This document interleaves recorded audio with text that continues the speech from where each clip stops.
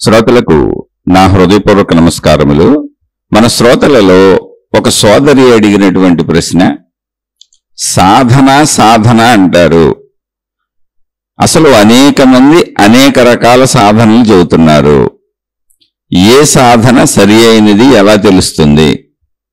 అసలు ఎవరు నిజమైన వారు నిజమైన సాధనలు చెబుతున్నారు? అసలు ఈ సాధనలన్నీ పాటిస్తే మనం నిజంగా ఏం పొందుతాం? అసలు సాధన ఏది సరైనది ఎలా తెలుసుకోవాలి అంటే, నేను క్లుప్తంగా చెప్పాను సాధన ఏది సరైనది, ఇన్ని సాధనల్లో ఏ సాధన చెయ్యాలి, అసలు ఇన్ని రకాల సాధనలేంటి, ఇలా వారు అనేకంగా సాధనల గురించి అడిగారు. అసలు ఇంతమంది ఇన్ని రకాలు చెబుతుంటే మనుషులు కన్ఫ్యూజ్ అయిపోతారు కదా. ఇలా అనేకంగా సోదరు అడగటం జరిగింది. అందులో మనకు ప్రశ్న రూపంలో పనికొచ్చే కొన్ని వాక్యాలు చదివానంతే. అయితే వారు అడిగిన దాంట్లో తప్పు లేదు. ఎందుకనంటే అనేక మతాలు, అనేక మార్గాలు, అనేక విధానాలు, అనేక పద్ధతులు, అనేక మంది దేవుళ్ళు, అనేక దేవతలు, ఒకటి కాదు, అనేక మంది గురువులు, అనేక మంది మహాత్ములు, అనేక మంది మాతాజీలు, ఎవరికి వాళ్ళు, ఎవరి సంస్థల వాళ్ళు, ఎవరి మఠాలు వాళ్ళు, ఎవరి పీఠాలు వాళ్ళు, ఎవరి మతాలలో వాళ్ళ ప్రార్థనాలయాలు వాళ్ళు, ఎవరి సాధనా విధానాలు వాళ్ళు, ఎవరి ఆచార సాంప్రదాయాలు వాళ్ళు. నిజంగా ఒకసారి మొత్తంగా గిన చూస్తే ఈ వ్యవస్థని పిచ్చెక్కిపోద్ది మనిషికి. ఇందులో చాలా మంది చాలా రకాలు చేస్తూ ఉంటారు, చాలా రకాలు చెబుతూ ఉంటారు. అయితే అన్నీ మంచివి కాదా అంటే కాదు. అసలు అన్నీ ముందు మొదలైంది ఏదైనా కూడా ఒక మంచి కోసమే మొదలవుతుంది. అందులో ప్రత్యేకంగా దైవీ మార్గాలు అన్నప్పుడు అంటే మనం మాట్లాడుకుంటుంది దైవీ సంబంధిత మార్గాల విషయం కాబట్టి, అంటే ఆధ్యాత్మిక జీవితానికి సంబంధించిన విషయం కాబట్టి, ఒరిజినల్గా నేను ప్రతిసారి చెబుతూ ఉంటాను, ఆధ్యాత్మికత అనేది వ్యక్తిగతము, అది సామూహికము కాదు. వ్యక్తిగతములో కూడా ఆ వ్యక్తికి సంబంధించినటువంటి అంతరంగములోకి ఆ వ్యక్తి వెళ్ళి, అంటే తనను తాను గమనించుకుంటూ, తన ఆలోచనలను తాను గమనించుకుంటూ, తన బుద్ధులు, గుణాలు, స్వభావమును గమనించుకుంటూ వాటిని మార్పు చేసుకుందాము, చెడుగా ప్రవర్తించొద్దు, మంచిగా ప్రవర్తిద్దాము అనుకున్నప్పుడు మాత్రమే అది ఆధ్యాత్మికత అవుతుంది. వ్యక్తిగతం అంటే అది ఒక వ్యక్తి తనను తాను మార్చుకునే ప్రయత్నం, తనను తాను గమనించుకునే ప్రయత్నం, తనను తాను తెలుసుకునే ప్రయత్నం, తన యొక్క సంపూర్ణతను తాను పొందే ప్రయత్నం, అది ఆధ్యాత్మికత. ఆత్మగూర్చిన అధ్యయనము ఆధ్యాత్మికత. ఆత్మ అంటే ఏమిటి అంటే ఏమీ లేదు. సృష్టి మొత్తానికి కనపడుతున్న యావత్ విశ్వానికి ఆధారముగా ఒక మూల శక్తి ఉన్నది. ఆ మూల శక్తి వలనే సృష్టి అంతా ఉన్నది, ఉన్నట్టు కనపడుతున్నది, నడుస్తున్నది. ఆ శక్తిని మనం దర్శించలేకపోతున్నాం, అనుభవం పొందలేకపోతున్నాం. మనం సృష్టినే గుర్తించగలుగుతున్నాం. ఆధారమైన శక్తికి ఆత్మ అని పేరు పెట్టారు. ఆత్మ అన్నప్పుడు మనతో సహా సృష్టి మొత్తానికి ఆధారమైనటువంటి శక్తి. అయితే అది ఎలా ఉన్నది అని దాని లక్షణములను చెప్పారు. అది ఏకముగా ఉన్నది అంటే సృష్టి అనేకముగా కనపడుతుంది. అనేక మంది మనుషులు ఉంటారు, అనేక చెట్లు ఉంటాయి, అనేక జంతువులు ఉంటాయి, అనేక రకాలుగా ఉంటుంది. కానీ ఆత్మశక్తి అన్నప్పుడు సృష్టి మొత్తానికి ఆధారమైన శక్తి అనేకముగా లేదు, ఏకముగా ఉన్నది. ఏకముగా ఉన్న ఆ శక్తిలోనే అనేకముగా ఉన్నటువంటి సృష్టి మనకి వ్యక్తీకరించబడుతూ కనపడుతున్నది అనేటువంటి సత్యాన్ని తెలియజేస్తూ, శక్తి ఏకము కనుక ఆ శక్తి సృష్టి కంటే భిన్నమైనది కాదు కనుక, నేను మనిషిని అనుకుంటున్నప్పుడు నువ్వు కూడా సృష్టిలోని ఒక జీవమే కనుక, సృష్టిలోని ఒక భాగమే కనుక నువ్వు కూడా ఆ శక్తి స్వరూపమే. ఈ విషయం మేము తెలుసుకున్నాము. ఎలా తెలుసుకున్నాము? మాలోకి మేము ప్రవేశించి అంటే మా గుణములను పరిశీలించుకొని, మా బుద్ధులను పరిశీలించుకొని, మా స్వభావములను పరిశీలించుకొని, అంతర్గతముగా మా మనసును పరిశీలించుకొని, మా అహంకారమును మా బుద్ధిని పరిశీలించుకొని, వీటన్నింటికి అంటే శరీరమునకు, అహంకారమునకు, బుద్ధికి, మనసుకు ఆధారముగా ఉండి వాటిని అన్నింటినీ బ్రతికింపచేస్తూ కదిలింపచేస్తూ ఉన్నటువంటి ప్రాణశక్తిని దర్శించాము. ఆ ప్రాణశక్తి ఉన్నది కనుకనే ఇవన్నీ కదులుతున్నవి అని తెలుసుకున్నాము. ఆ ప్రాణశక్తిని అనుభవం చెందాము. అలా అనుభవం చెందినప్పుడు ప్రాణశక్తి అనేది సర్వత్రా సర్వవ్యాపకముగా ఒక్కటే ఉన్నది. ఆ ఒక్కటే ఉన్నది అనే స్థితి మాకు అర్థమైనప్పుడు దానికి ఆత్మశక్తి, ఆత్మ అని పేరు పెట్టాము. ఆత్మ అన్న, ఆత్మశక్తి అన్న, బ్రహ్మము అన్న ఒక్కటే. అంటే ఏకమైనటువంటి అనంత ఆత్మశక్తి. సృష్టి మొత్తానికి శక్తి ఒక్కటే. సృష్టి అంతా శక్తిలోనే ఉన్నది. కానీ సృష్టి మనకు అనేకంగా అనిపిస్తున్నది. దీనికి కారణము శరీర భావన. కాబట్టి ఆ ఏకశక్తికి ఆత్మ అని పేరుకు పెట్టాము కనుక ఆ ఆత్మ గూర్చిన అధ్యయనము అంటే సంపూర్ణముగా, సమగ్రముగా, సమూలముగా దాన్ని తెలుసుకునే ప్రయత్నము. దాన్ని చదువుకుంటూ, తెలుసుకుంటూ, దాన్ని సాధన చేసుకుంటూ, అర్థం చేసుకుంటూ అనుభవం పొందే ప్రయత్నము. ఆ ఆత్మను సంపూర్ణముగా అనుభవం చెందే ప్రయత్నము. అది నేనే గనుక, అది నా శక్తే గనుక నాలోనే నేను ప్రయత్నించుకోవాలి. అందువలన ఆత్మగూర్చిన అధ్యయనము కనుక అది ఆధ్యాత్మికము అని పిలువబడింది. ఆధ్యాత్మికము నా అంతరంగ శక్తిని నేను తెలుసుకోవటం కనుక, నా యొక్క సంపూర్ణతను నేను తెలుసుకోవటం కనుక, నా శరీరము, నా మనస్సు, నా బుద్ధి, నా అహంకారము, నా శక్తి, ఇలా సంపూర్ణముగా నేను నన్ను తెలుసుకోవటం కనుక అది నాకు సంబంధించిన వ్యక్తిగత చదువు ఒక్కరికి మాత్రమే వర్తిస్తుంది. ఎవరికి వారు ఒక్కరే అంతే.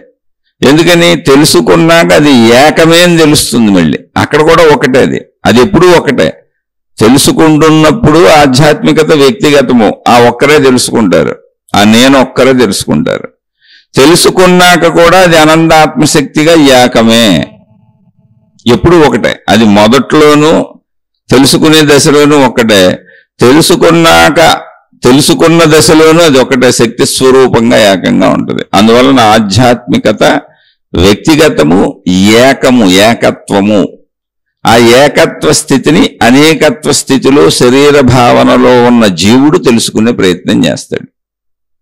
ఇది ఒరిజినల్గా అసలు సృష్టిలో ఉన్నది. ఇది దీనికోసం మనుషులు ఆత్మజ్ఞానమని, ఆధ్యాత్మికతని, మానవజాతి పుట్టినప్పటి నుంచి అసలు మానవజాతి మనుగడ కంటే నేను పుట్టడానికి, నేను పెరగటానికి, నేను చావటానికి, అసలు నా జీవితానికి మొత్తం కారణమేంటి, ఈ సృష్టికి, ఇంత సృష్టి ఇక్కడ ఉండటం ఏంటి, ఈ జనన మరణాలేంటి అనేటువంటి అన్వేషణ ఎప్పుడూ కొంతమంది చేశారు. ఆ అన్వేషణనే సాధన అన్నారు. ఊరికనే అంతే. దాని గురించి ఆలోచించడం, దాని గురించి పరిశీలించడం సాధన అంటే ఏదో కాదు. దాని గూర్చి ఏం చేసినా ఆ అన్వేషణలో భాగంగా అనేక మంది అనేక ప్రయత్నాలు చేశారు. ఇప్పుడు శరీరాన్ని కదుపుతూ తిరుగుతూ శరీరంతో అన్ని అనుభవిస్తుంటే అది తెలియట్లేదు అనుకున్న వాళ్ళు శరీరాన్ని కాసేపు ఆపి కూర్చోబెట్టే ప్రయత్నం చేశారు. ఆ కూర్చునే వాళ్ళు అనేక రకాలుగా రకరకాలుగా కూర్చున్నారు. ఎన్ని రకాలుగా కూర్చోవచ్చు అన్ని రకాలుగాను కూర్చున్నారు. కాబట్టి ఎవరు కూర్చున్న విధానం వాళ్ళు చెప్పారు. అలాగే కొంతమంది ఆలోచించారు. ఆలోచించడానికి అనేక మంది అనేక రకాలుగా ఆలోచించారు. ఎవరు ఎలా ఆలోచించారో వాళ్ళు ఆలోచించిన విధానాన్ని చెప్పారు. అలా కొంతమంది అసలు ఆలోచనలు కూడా మనం ఆలోచిస్తే అది మనసుతో చేసే పనే కదా, ఊహలే కదా, దీన్ని కూడా ఆపి నిశ్శబ్దంగా నిశ్చలంగా ఉండే ప్రయత్నం చేద్దాం, అప్పుడేం జరుగుతుందో తెలుసుకుందాం అన్నారు. కొంతమంది దానికి ధ్యానం అని పేరు పెట్టారు. దానిని అనేక మంది మళ్ళీ అనేక రీతులలో చేశారు. ఇక్కడ మనుషులు అన్నప్పుడు బహువచనం, కోట్ల మంది ఉన్నారు.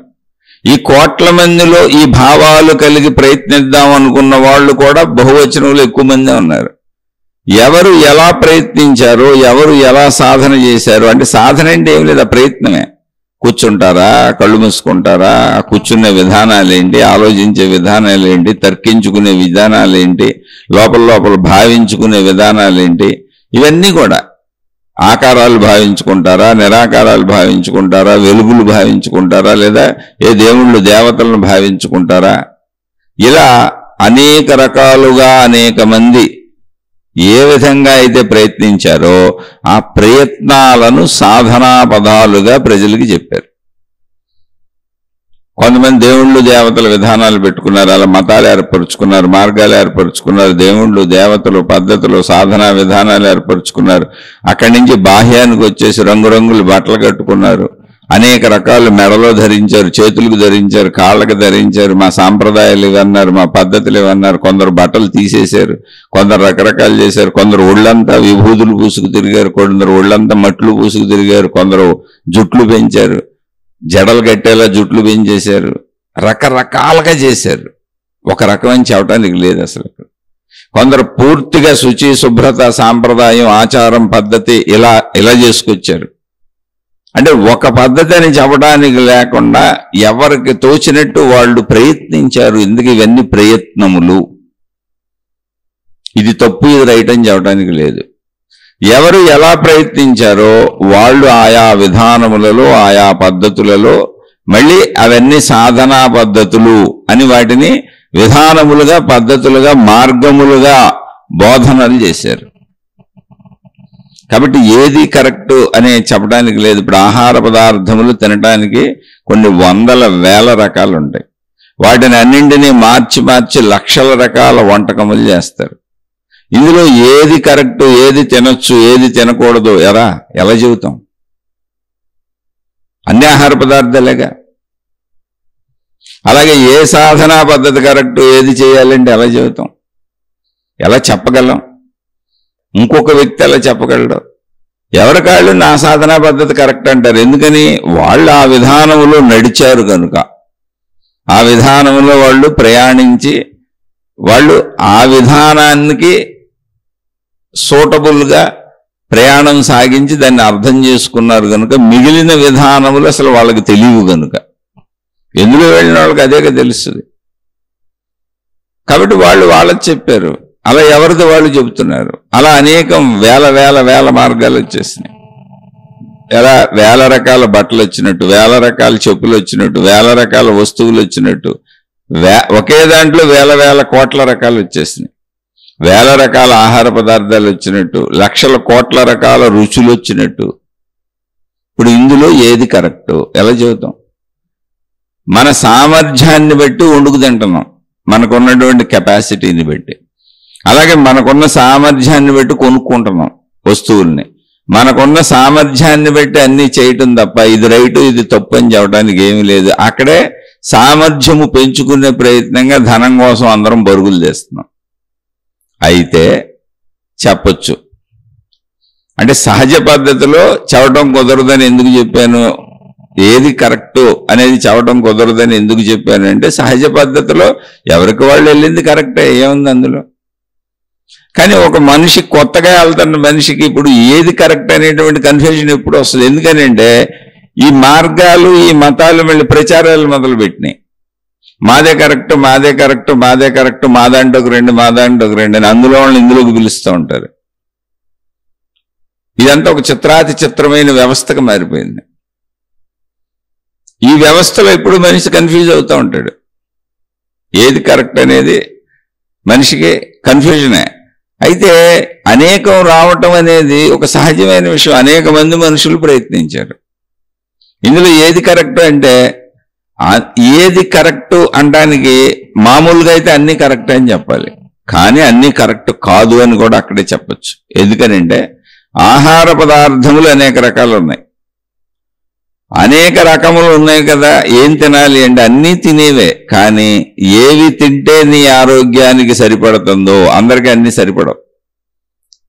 ఏది తింటే నీకు ఆరోగ్యవంతంగా ఉంటుందో, అనారోగ్యం కలగటం లేదో. ఎందుకంటే అన్ని ఆహార పదార్థాలు అందరికీ సరిపడవు, అనారోగ్యాన్ని కలిగిస్తాయి. ఏ ఆహార పదార్థమైనా అతిగా తింటే అనారోగ్యాన్ని కల్పిస్తుంది. తగుమాత్రంగా తినాలి, చూసుకు తినాలి, నీ ఆరోగ్య పరిస్థితిని బట్టి తినాలి, నీ శ్రమను బట్టి తినాలి, నీ కదలికలను బట్టి తినాలి, నీ శరీర తీరును బట్టి తినాలి. కాబట్టి ఇక్కడ తినటంలోనే ఇంత సాధన ఉంది. శారీరక శ్రమ చేసేవాళ్ళు ఒకలా తింటారు, శారీరక శ్రమ లేని వాళ్ళు ఒకలా తింటారు. రకరకాల ప్రవృత్తుల శరీరాలు ఉంటాయి. అంటే ఈ ప్రవృత్తుల శరీరాలని ఆయుర్వేదంలో వాత శరీరము, పైత్య శరీరము, కఫ శరీరం అని 3 వర్గాలు చేశారు. ఆ శరీర తీరులను బట్టి మనం తినే ఆహార పదార్థాలు కూడా వాతమును పెంచేవి, వాతమును కలిగించేవి, పైత్యమును పెంచేవి, పైత్యమును కలిగించేవి, కఫమును పెంచేవి, కఫమును కలిగించేవి ఉంటాయి. మన శరీర తత్వాన్ని బట్టి, అప్పుడున్న భౌగోళిక వాతావరణ పరిస్థితులను బట్టి, మళ్ళీ చలికాలం వస్తుంది, వర్షాకాలం వస్తుంది, ఎండాకాలం వస్తుంది. భౌగోళిక పరిస్థితుల్లో ఉన్నటువంటి పరిస్థితులు మన శరీరం మీద ప్రభావం చూపిస్తూ ఉంటాయి. వీటన్నింటిని బట్టి ఆహారం తీసుకోవాలి, లేకపోతే మనం జబ్బులకు గురవుతూ ఉంటాం, వ్యాధిగ్రస్తులం అవుతూ ఉంటాం. అంటే జీవించటం అనేది అసలు ఒక సాధనగా ఉంది. ఇప్పుడు జీవించటమే ఒక సాధనగా ఉంది. ఒక సమయానికి నిద్రపోవాలి, ఏదో సమయం 8 గంటలు నిద్రపోవాలి. ఒక్కొక్కళ్ళు ఒక్కో సమయం చెబుతారు. ఎవరు ఏ సమయం చెప్పినా, ఎవరేం చెప్పారనేది కాదు ముఖ్యం. ఇక్కడ మనకున్న జీవన పరిస్థితుల్లో మనం ఏ సమయంలో నిద్రించగలం. ఇప్పుడు నైట్ డ్యూటీలో ఉన్నవాళ్ళు ఉన్నారనుకోండి, అందరూ అసలు రాత్రి మేలుకొనట తప్పు, పెందలకాడే భోజనం చేసేసి సూర్యాస్తమయం లోపల భోజనం చేసేసి, లేదా సాయంత్రం 6-7 గంటల లోపల భోజనం చేసేసి ఎర్లీగా పెందలకాడ పడుకోవాలి, తెల్లవారుజామున బ్రహ్మముహూర్తానికి లేచిపోవాలి, మనం పడుకునే సమయానికి మనం తిన్న ఆహారం అరిగిపోవాలి, రాత్రి కొంచెం తేలికగా భుజించాలి, ఉదయం ఎక్కువగా భుజించాలి, మధ్యాహ్నం కొంచెం తగ్గించాలి, సాయంత్రానికి ఇంకొంచెం తగ్గించాలి. ఇలా ఎవరికాళ్ళు కొలతలో లెక్కలు చెప్పారనుకోండి, బాగానే ఉందండి. వినటానికి ఎందుకు బాగాలేదు? సాగుదలైతే ఇంకా బాగానే ఉంది, సరిపడితే ఇంకా బాగానే ఉంది. కానీ అందరికీ సరిపడతాయా? ఇప్పుడు నైట్ డ్యూటీలు చేసేవాళ్ళు ఉన్నారు, ఎప్పుడు పడుకోవాలి? నైట్ డ్యూటీ చేసి ఆయన వచ్చినాక పడుకుంటాడు, పగలే పడుకుంటాడు ఖచ్చితంగా. ఇవి కొన్ని సందర్భాలు చూసుకోవాలి. మూఢత్వం అంటే అది మన జీవితంలో ఏది అప్లై అవుతుంది, మన జీవితానికి ఏది కుదురుతుందో అది చూసుకోవాలి. అంతే తప్ప అవి శిలాశాసనాలు కాదు వాళ్ళు చెప్పినాయి. ఇప్పుడు ఎవరైనా ఎంత అన్నం తినాలో చెబుతారా? ఎంత అన్నము తినవలను, ఎన్ని గ్రాముల అన్నము తినవలను, ఎన్ని గ్రాముల కూరలు తినవలను, ఎన్ని గ్రాముల పచ్చళ్ళు తినవలను, ఎన్ని గ్రాముల అప్పడాలు తినవలను, ఎన్ని గ్రాముల ఒడియాలు తినవలను, ఎన్ని గ్రాముల నూనె తినవలను చెప్పడం కుదురుద్ది ఎవరికన్నా? ఎలా కుదురుద్ది? శరీర తీరుని బట్టి, వాళ్ళు పనిచేసే విధానాన్ని బట్టి, వాళ్ళు కష్టపడే విధానాన్ని బట్టి, ఆ శరీరానికి ఉండే శ్రమను బట్టి స్త్రీలు మళ్ళీ ఒక రకంగా తింటారు, పురుషులు ఒక రకంగా తింటారు, పిల్లలు ఒకలా తింటారు, పెద్దలు ఒకలా తింటారు. వయోభేదాలను బట్టి తిండి మారిపోతూ ఉంటుంది, శారీరక శ్రమను బట్టి తిండి మారిపోతూ ఉంటుంది. ఎవ్వరూ చెప్పలేరు. అందులో నువ్వే నిర్ధారించుకోవాలని. ఆధ్యాత్మిక సాధనలు కూడా ఇలాగే ఉంటాయి. కానీ ఇక్కడ చెప్పొచ్చు అన్నాను, ఇందాక చెప్పానే, అన్నీ అందరికీ సరిపడవు. ఎవరు ఎంత మంచి విషయాలు చెప్పినా అన్నీ అందరికీ సరిపడవు. ఇప్పుడు నైట్ డ్యూటీ చేసే వాళ్ళకి నిద్రపోయే విధానం, రాత్రి ఎన్నింటికి పడుకోవాలి, పొద్దున ఎన్నింటికి లేవాలి, అసలు పగటి నిద్రే పోకూడదు, పగల నిద్రపోయే వాళ్ళు గాడిదలని చెప్పాడు ఒక ఆయన సత్సంగంలో, గురువు గారు. మరి నైట్ డ్యూటీలు చేసేవాళ్ళు ఏం చేయాలి? ఇప్పుడు మేము గాడిదలని పడుకోవాలా? కాదా, చెప్పే గురువు గారికి కుదిరింది, వెంటనే శిష్యులకు కుదిరింది.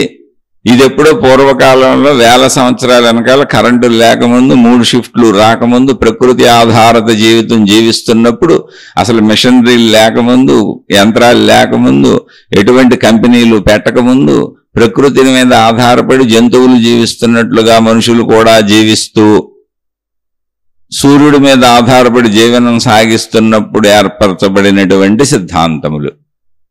సూర్యుడితో వెలుగు వస్తుంది కనుక వెలుగులో జీవించడానికి కుదురుతుంది కనుక జీవితం అంతా వెలుగులో ఎలా పనులు చేసుకోవాలి, వెలుగు ఆగిపోతే ఎలా నిద్రపోవాలి అనే విషయాలను పెద్దలు పిల్లలకు చెప్పారంతే. అప్పటి తీసుకొని ఇప్పుడు మాట్లాడుతున్నాం మనం. అప్పటి బ్రహ్మముహూర్తం ఇప్పుడు చెబుతున్నాం మనం. చాలాసార్లు చెప్పాను, బ్రహ్మముహూర్తము అంటే ఏదైనా కొత్త శక్తి ఈ ప్రపంచం మీదకి ఒక సమయంలో ఎందుకు వచ్చేస్తుందండి? ఇప్పుడు సూర్యోదయం అన్నాం అనుకోండి, అసలు సూర్యుడు ఉదయించట్లేదండి. సూర్యుడు ఉదయించట్లేదు, సూర్యుడు అస్తమించటం లేదు. ఎప్పుడో పురాతన కాలంలో ఏర్పడిన సిద్ధాంతం అది. అప్పటికింత నాగరికత లేదు, కరెంటు లేదు. అది కూడా చెప్తే చక్కగా ఎందుకు ఏర్పడిందని ఆలోచిస్తే మీకు కూడా అర్థమవుతుంది. అసలు సూర్యుడు ఒక మండుతున్న అగ్నిగోళము. భూమి తన చుట్టూ తాను తిరుగుతూ సూర్యుడు చుట్టూ తిరుగుతుంది. అయితే భూమి ఎలా ఉంది? గుండ్రముగా ఉంది. గుండ్రముగా ఉన్నప్పుడు ఇలా తిరుగుతున్నప్పుడు ఒకవైపు సూర్యుడి యొక్క వెలుగు పడుతూ వెనక వైపు వెలుగు పడటం లేదు, దాన్ని రాత్రి అన్నాం. అలానే అది గుండ్రముగా ఉండి తిరుగుతున్నది కనుక అంటే ఉదయించినట్టు అస్తమించినట్టు మనకు అనిపిస్తుంది. ఎందుకని? భూమి తిరగటం వలన. అంతే తప్ప సూర్యుడు స్టడీగానే ఉన్నాడు. సూర్యుడు అసలు ఎక్కడికి కదలలేదు. భూమి తిరుగుతుంది, సూర్య వెలుగు ఊరికనే పడుతుంది అంతే. అప్పుడు నీకేదో కొత్త కొత్త శక్తులు, దివ్య శక్తులు భూమి మీదకి వచ్చేయటం ఏంటండి? ఆ సూర్యశక్తే కదండి భూమి మీదకి వచ్చేది.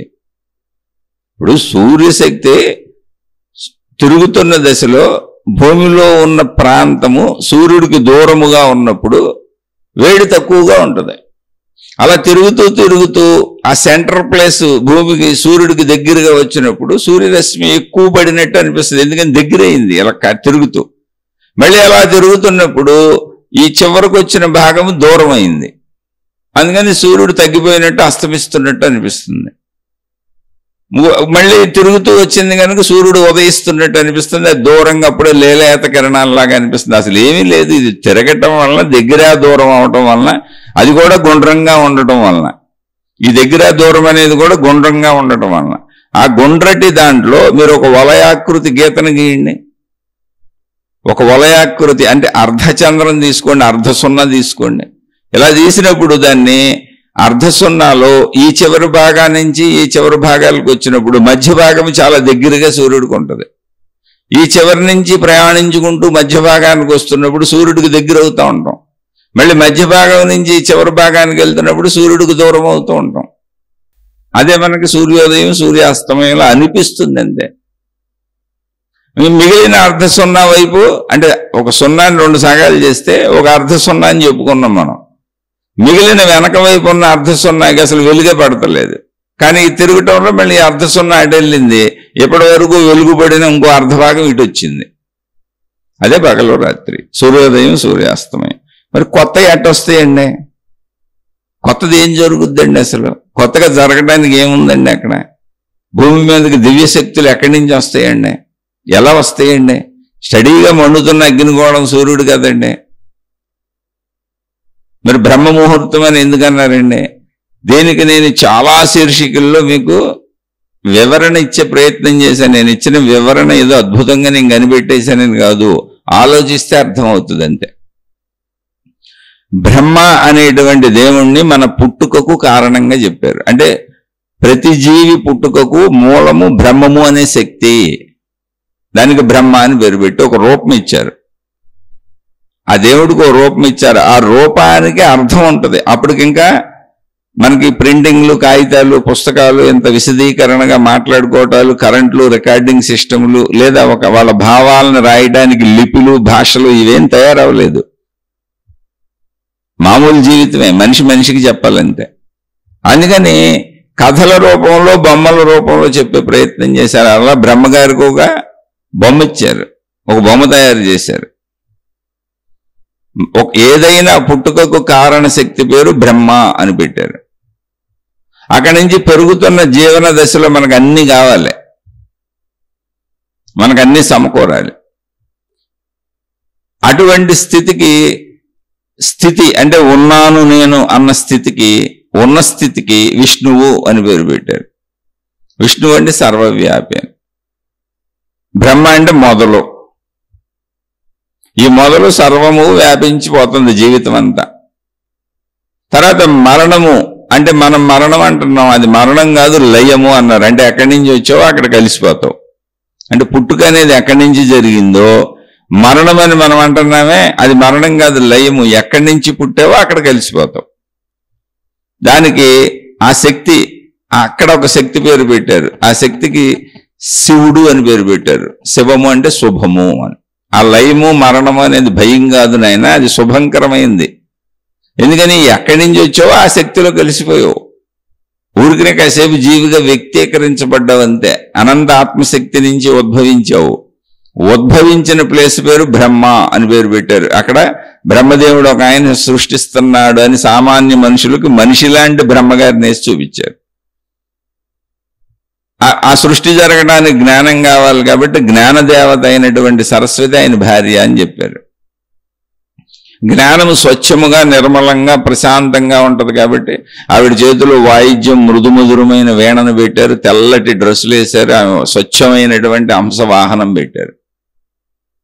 బ్రహ్మగారికి 4 తలకాయలు పెట్టారు. అసలు 4 తలకాయలు ఉంటాయండి ఎక్కడన్నా? అంటే ఏంటి, నలుదిక్కులా ఆయన చూస్తూనే ఉన్నాడు అని. అంటే దిక్కులు ఎక్కడుంటే శక్తి కదా అది.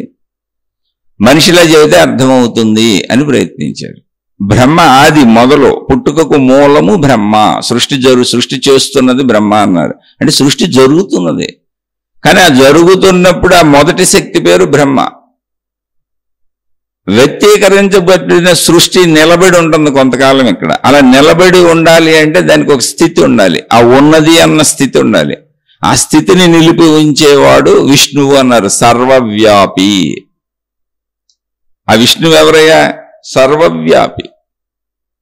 ఇప్పుడు మరి ఉండాలి అంటే ఏం కావాలి? మనిషి బతుకుండాలి అనుకోండి, ఏం కావాలి? ఒక నిమిషం ఆలోచించండి మీరే. బతుకున్న మనిషికి ఏం కావాలి? అన్నీ కావాలి. ఆహారం నుంచి శరీరమునకు అవసరమైన సమస్తము, జీవితమునకు అవసరమైన సమస్తము, కుటుంబమునకు అవసరమైన సమస్తము, నేను నాది నా వాళ్ళకి అవసరమైన సమస్తము, లయము వరకు కావాలి, మరణం వరకు కావాలి. అంటే సంపదలో ఒక మాటలో చెప్పాలంటే విష్ణువు అంటే ఏంటి? సర్వవ్యాపి అయినటువంటి స్థితి. జీవితం అంతా బ్రహ్మ అంటే జస్ట్ పుట్టుక నుంచి మరణం వరకు మధ్యలో ఉన్న సర్వవ్యాపకత్వము, కాలము. అదంతా కాలము. పుట్టుకతో కాలం మొదలవుతుంది, మరణంతో కాలం ముగిసిపోద్ది. అందుకని విష్ణువు మీరు గమనించినట్లయితే ఒక సర్పము చుట్టుకొని ఉంటే, పెద్ద సర్పము చుట్టుకొని పడగ విప్పు ఉంటుంది, దాని మధ్యలో ఆయన పడుకొని ఉంటారు. అది కాలము అనే సర్పము. కాలము, అది కాల సర్పము. కాలము సర్పము అని ఎందుకన్నారంటే కాలంలో ఉద్భవించినవన్నీ మళ్ళీ కాలంలో అంతమైపోతాయి. అంటే కాల సర్పము కాటు వేస్తుంది అని, అంటే మరణం అనేది ఒకటి ఉంది అని. అందుకని విష్ణువు కూడా కాలసర్పము లోపలే పడుకొని ఉన్నారు. అంటే మన అందరం కాలం లోపల ఉన్నాం. అంటే మన పుట్టుక ఎక్కడ జరిగింది? కాలంలో జరిగింది. మన మరణం ఎక్కడ జరుగుతుంది? కాలంలో జరుగుతుంది. అర్థం చేసుకోవాలి. ప్రతీకలు ఇవి. అందులో తత్వం విమర్చబడి ఉంది. ఆ రూపంలో, ఆ మూర్తిలో తత్వం విమర్చబడి ఉంది. అక్కడ విష్ణువు గారి పాదాలు నొక్కుతూ ఆయన భార్య లక్ష్మీదేవి గారు ఉన్నారు. అంటే ఏంటి? సంపదలన్నీ మనకు సేవలు చేస్తూ ఉంటాయి. సర్వము వ్యాపించి ఉన్న జీవరాశులకు అవసరమైన సంపదలన్నీ సృష్టిలో ఉన్నాయి. అవన్నీ వాళ్ళకి సేవలు చేసి బతికిస్తూ ఉంటాయి. అందుకని సంపదలకు దేవత లక్ష్మీదేవి అని చెప్పారు. ఆ లక్ష్మీదేవిని విష్ణువుకు భార్యగా పెట్టారు. బ్రహ్మగారేంటి? పుట్టుకకేంటి? ఎలా పుట్టుక జరగాలి అన్నది జ్ఞానము అంతే. సరస్వతీదేవి జ్ఞానం అంతే. పుట్టిన వాడికి జ్ఞానం కావాలి, బ్రతికే జ్ఞానం కావాలి. కాబట్టి జ్ఞానం అంతాడు. పుట్టుకతో జ్ఞానంతో పుడతాడు. ఆ జ్ఞానం మనిషిలో ఉంటుంది. కానీ బ్రతకడానికి సంపదలు కావాలి. ఆ జ్ఞానంతో సంపదలు సంపాదించుకుంటాడు లక్ష్మీదేవి. విష్ణువు అంటే పుట్టుక నుంచి మరణం వరకు కాలం అంతా సంపదలు కావాలి. జ్ఞానాన్ని వినియోగించుకుంటూ సంపదలు పొందుతాడు. అందుకని విష్ణువు లక్ష్మీదేవి ఎక్కడున్నారు? కాలం అనే సర్పము లోపల ఉన్నారు. ఆ పడగ నీడలో ఉన్నారు. కాల సర్పము మళ్ళీ మనం కలిసిపోతాం, కాలంలో కలిసిపోతాం, కాటేస్తుంది అది. అందుకే సర్పమును చూపించారు అక్కడ. అర్థం చేసుకోవాలంటే ఆ సర్పము కాలం. ఇవన్నీ మనకు ఎలా చెప్పారు? భూమి మీద ఉన్న జీవరాశులతో చెప్పారు. ఎందుకని భూమి మీద ఉన్నటువంటి పాము అనే సర్పం కరిస్తే చనిపోతాం మనం. పాములు తెలుసు మనుషులకి, అందుకని మనుషులకు తెలిసిన విధానంగా చెప్పారు. స్త్రీలు తెలుసు మనుషులకి, అందుకని దేవతలు భార్యలను స్త్రీలను పెట్టారు, భార్యాభర్తలు అవుతారు ఇక్కడ. అలాగే మగవాళ్ళు అన్నారు, మగవాళ్ళని దేవుళ్ళుగా పెట్టారు, దేవతలుగా పెట్టారు. వాటికి గుర్తులుగా బ్రహ్మగారికి తలకాయలు బోల్డ్ వేశారు, 4 తలకాయలు వేశారు. అలాగే విష్ణువుకి 4 భుజములు, చతుర్భుజుడు అంటే మళ్ళీ నలుదిక్కులే వ్యాపించి ఉన్నాడు. ఎంత వ్యాపించి ఉన్నాడు విష్ణువు అంటే? సర్వవ్యాపి, నలుదిక్కులా వ్యాపించి ఉన్నాడు. అక్కడ జ్ఞానము, నలుదిక్కుల జ్ఞానం కావాలి బ్రహ్మగారికి సృష్టి చేయడానికి, అందుకని జ్ఞానము తలకాయకి సంబంధించింది కాబట్టి 4 తలలు పెట్టారు. అంటే నలువైపులా చూస్తున్నాడు సృష్టి చేయడానికి అవసరమైందని. సృష్టిలో మొత్తం ఎక్కడ ఎవరు పుట్టినా నలువైపులో చూస్తున్నాడు. ఇక్కడ బతకటానికి వ్యాపించి ఉన్న శక్తి కాబట్టి చేతులుగా వేశారు. ఒకే తలకాయ కానీ చేతులు. ప్లస్ మనం బతకాలంటే క్రియ చేసుకుంటూ వెళ్తాం, వ్యాపకం, కర్మ వ్యాపించుకుంటూ పోతుంది. విష్ణువు సర్వవ్యాపి.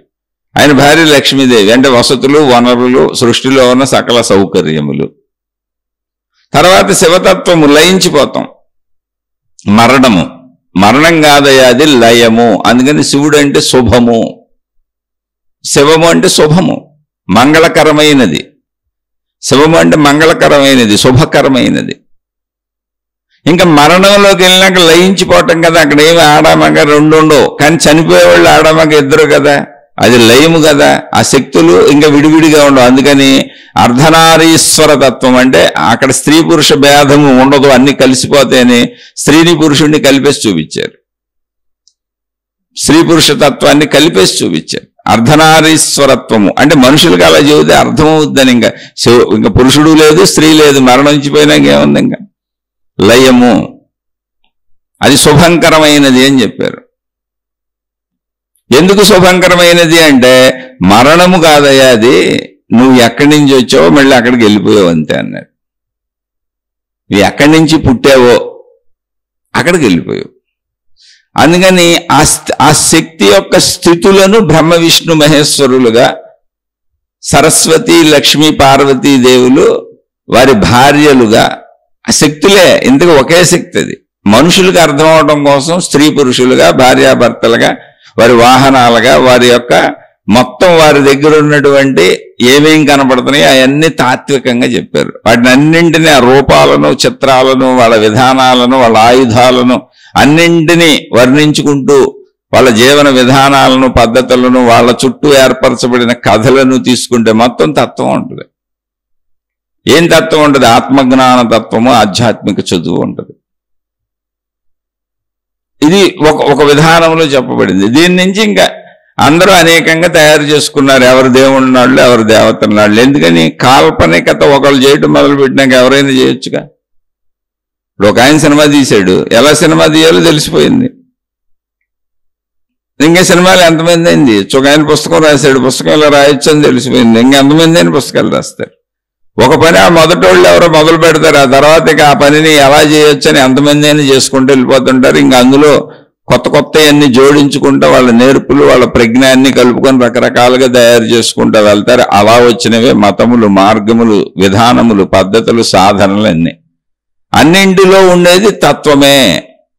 అన్నీ నీకు మంచినే చెప్పడానికి వస్తాయి. అయితే ప్రతి దాంట్లో చెడ్డవాళ్ళు చేరడం అనేది మనిషిలో ఉండే చెడ్డ గుణం. విషయాలలో చెడు ఉండదు. నీ జ్ఞానం కావాలనుకుంటే ఎప్పుడు అదే దొరుకుద్ది. ఇక్కడ విషయాన్ని అర్థం చేసుకోవాలి. అందుకని ఇన్ని చూసి ఇప్పుడు ఏ సాధనా విధానం గొప్పది, ఏ సాధనా విధానం సరైంది అంటే ఏ ఆహారం నీ ఒంటికి సరిపడుతుందో, నీ ఆరోగ్యాన్ని పెంచుతుందో, నీకు అనారోగ్యాన్ని కలిగించకుండా ఉంచుతుందో అది నీకు సరైంది. అప్పుడు నాకు సరైంది అందరికీ సరైంది అని చెప్పడం కుదరదు. ఎందుకని శరీర తత్వాలు మారిపోతాయి, మనిషి జీవన విధానాలు మారిపోతాయి, మనిషి శారీరక శ్రమలు మారిపోతాయి, అనేక మార్పులు ఉన్నాయి. కాబట్టి అది నాకు మాత్రమే సరిపోయింది, నాకు సరిపోయింది అందరికీ సరిపోయింది అని చెప్పాలంటే తప్పది, అజ్ఞానము. అందుకని ఆధ్యాత్మికత వ్యక్తిగతము, సాధన కూడా వ్యక్తిగతము.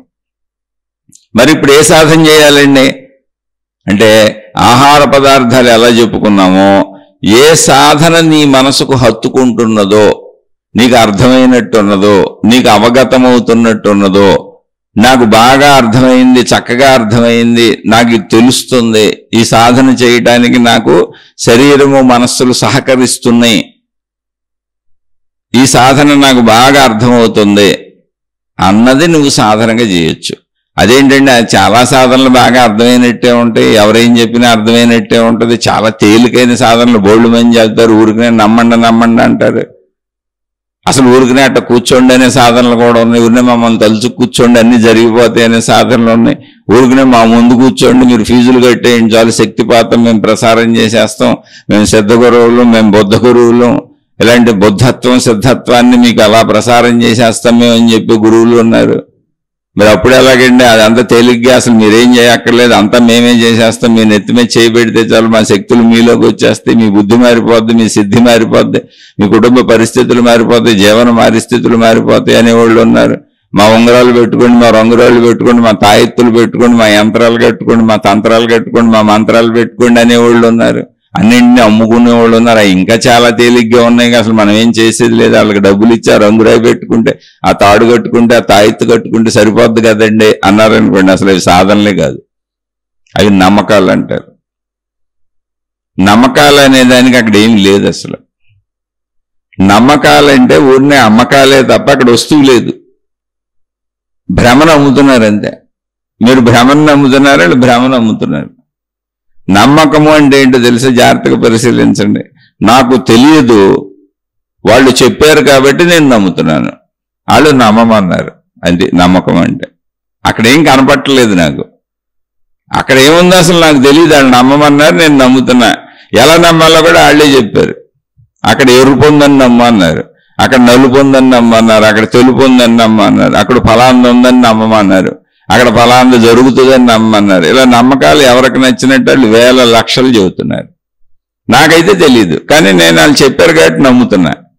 నాకు తెలియని దానిని ఇంకొకరు చెప్పారు కాబట్టి నేను నమ్ముతున్నాను అన్నప్పుడు అది నిజమా అబద్ధమా మీరే ఆలోచించుకోండి. అది సత్యమా అసత్యమా అంటే సంపూర్ణ అసత్యము, సంపూర్ణ అబద్ధం. అక్కడ ఏమీ లేదు, అదేంటో నాకు తెలియదు. ఏమీ లేదు, తెలియనప్పుడు అది ఎలా నిజమని నమ్ముతాను అసలు నేను? ఒకవేళ నమ్మాను, ఉపయోగం ఏంటి? అక్కడేం లేదుగా. నమ్మితే తాత్కాలికంగా నమ్మాను అని అనుకొని నాకేదో జరిగిపోద్దని నేను భావించుకోవచ్చు తప్ప, ఊహాత్మక భావన తప్ప. నిజంగా అక్కడ ఏమీ లేనప్పుడు ఏమీ జరగదు కదా, ఏమీ అవ్వదు కదా, నీ భావనే కదా. ఆ భావనకు మళ్ళీ నువ్వు 1000 చెప్పుకున్నా 1,00,000 చెప్పుకున్నా ఉపయోగమే ఉంది. నిజము అంటే ఏంటో తెలుసా? అదిగో అక్కడ పెన్ను ఉన్నది, అది కనపడుతున్నది, అప్పుడు నమ్మాల్సిన అవసరమే ఉంది. అదిగో అక్కడ పెన్సిల్ ఉన్నది, కనపడుతున్నది, అది నమ్మాల్సిన అవసరమే ఉంది.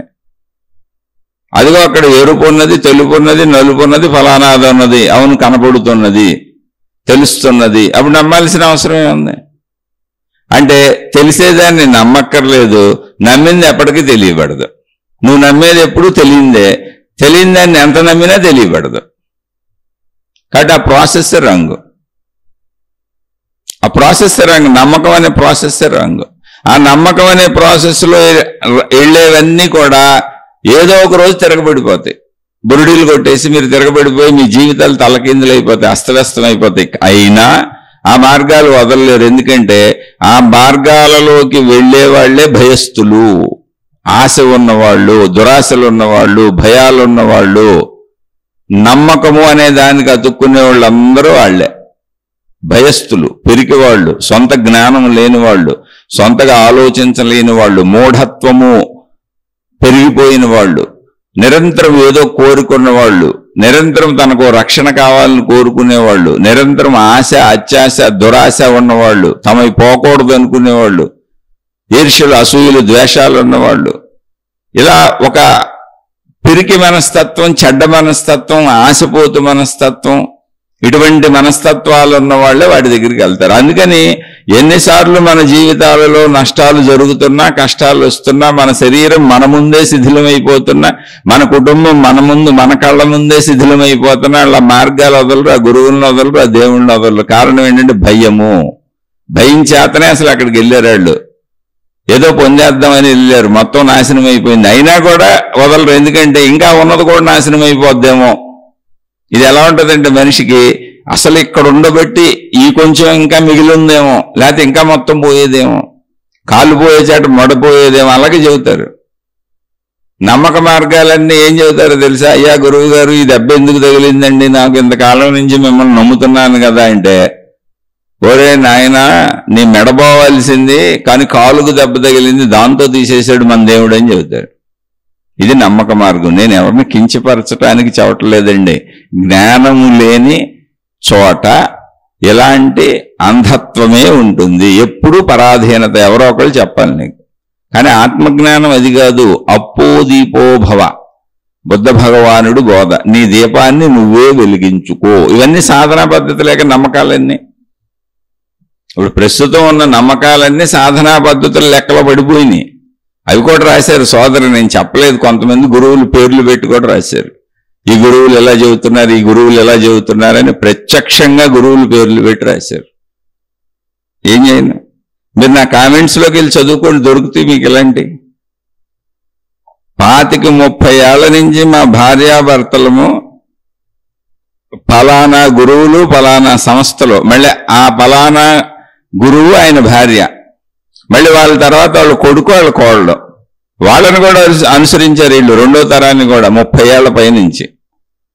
వాళ్ళకి ఎంత డబ్బులు చెల్లించారో మొట్టమొదటి రోజు నుంచి అన్ని ఫీజులే వాళ్ళ దగ్గర.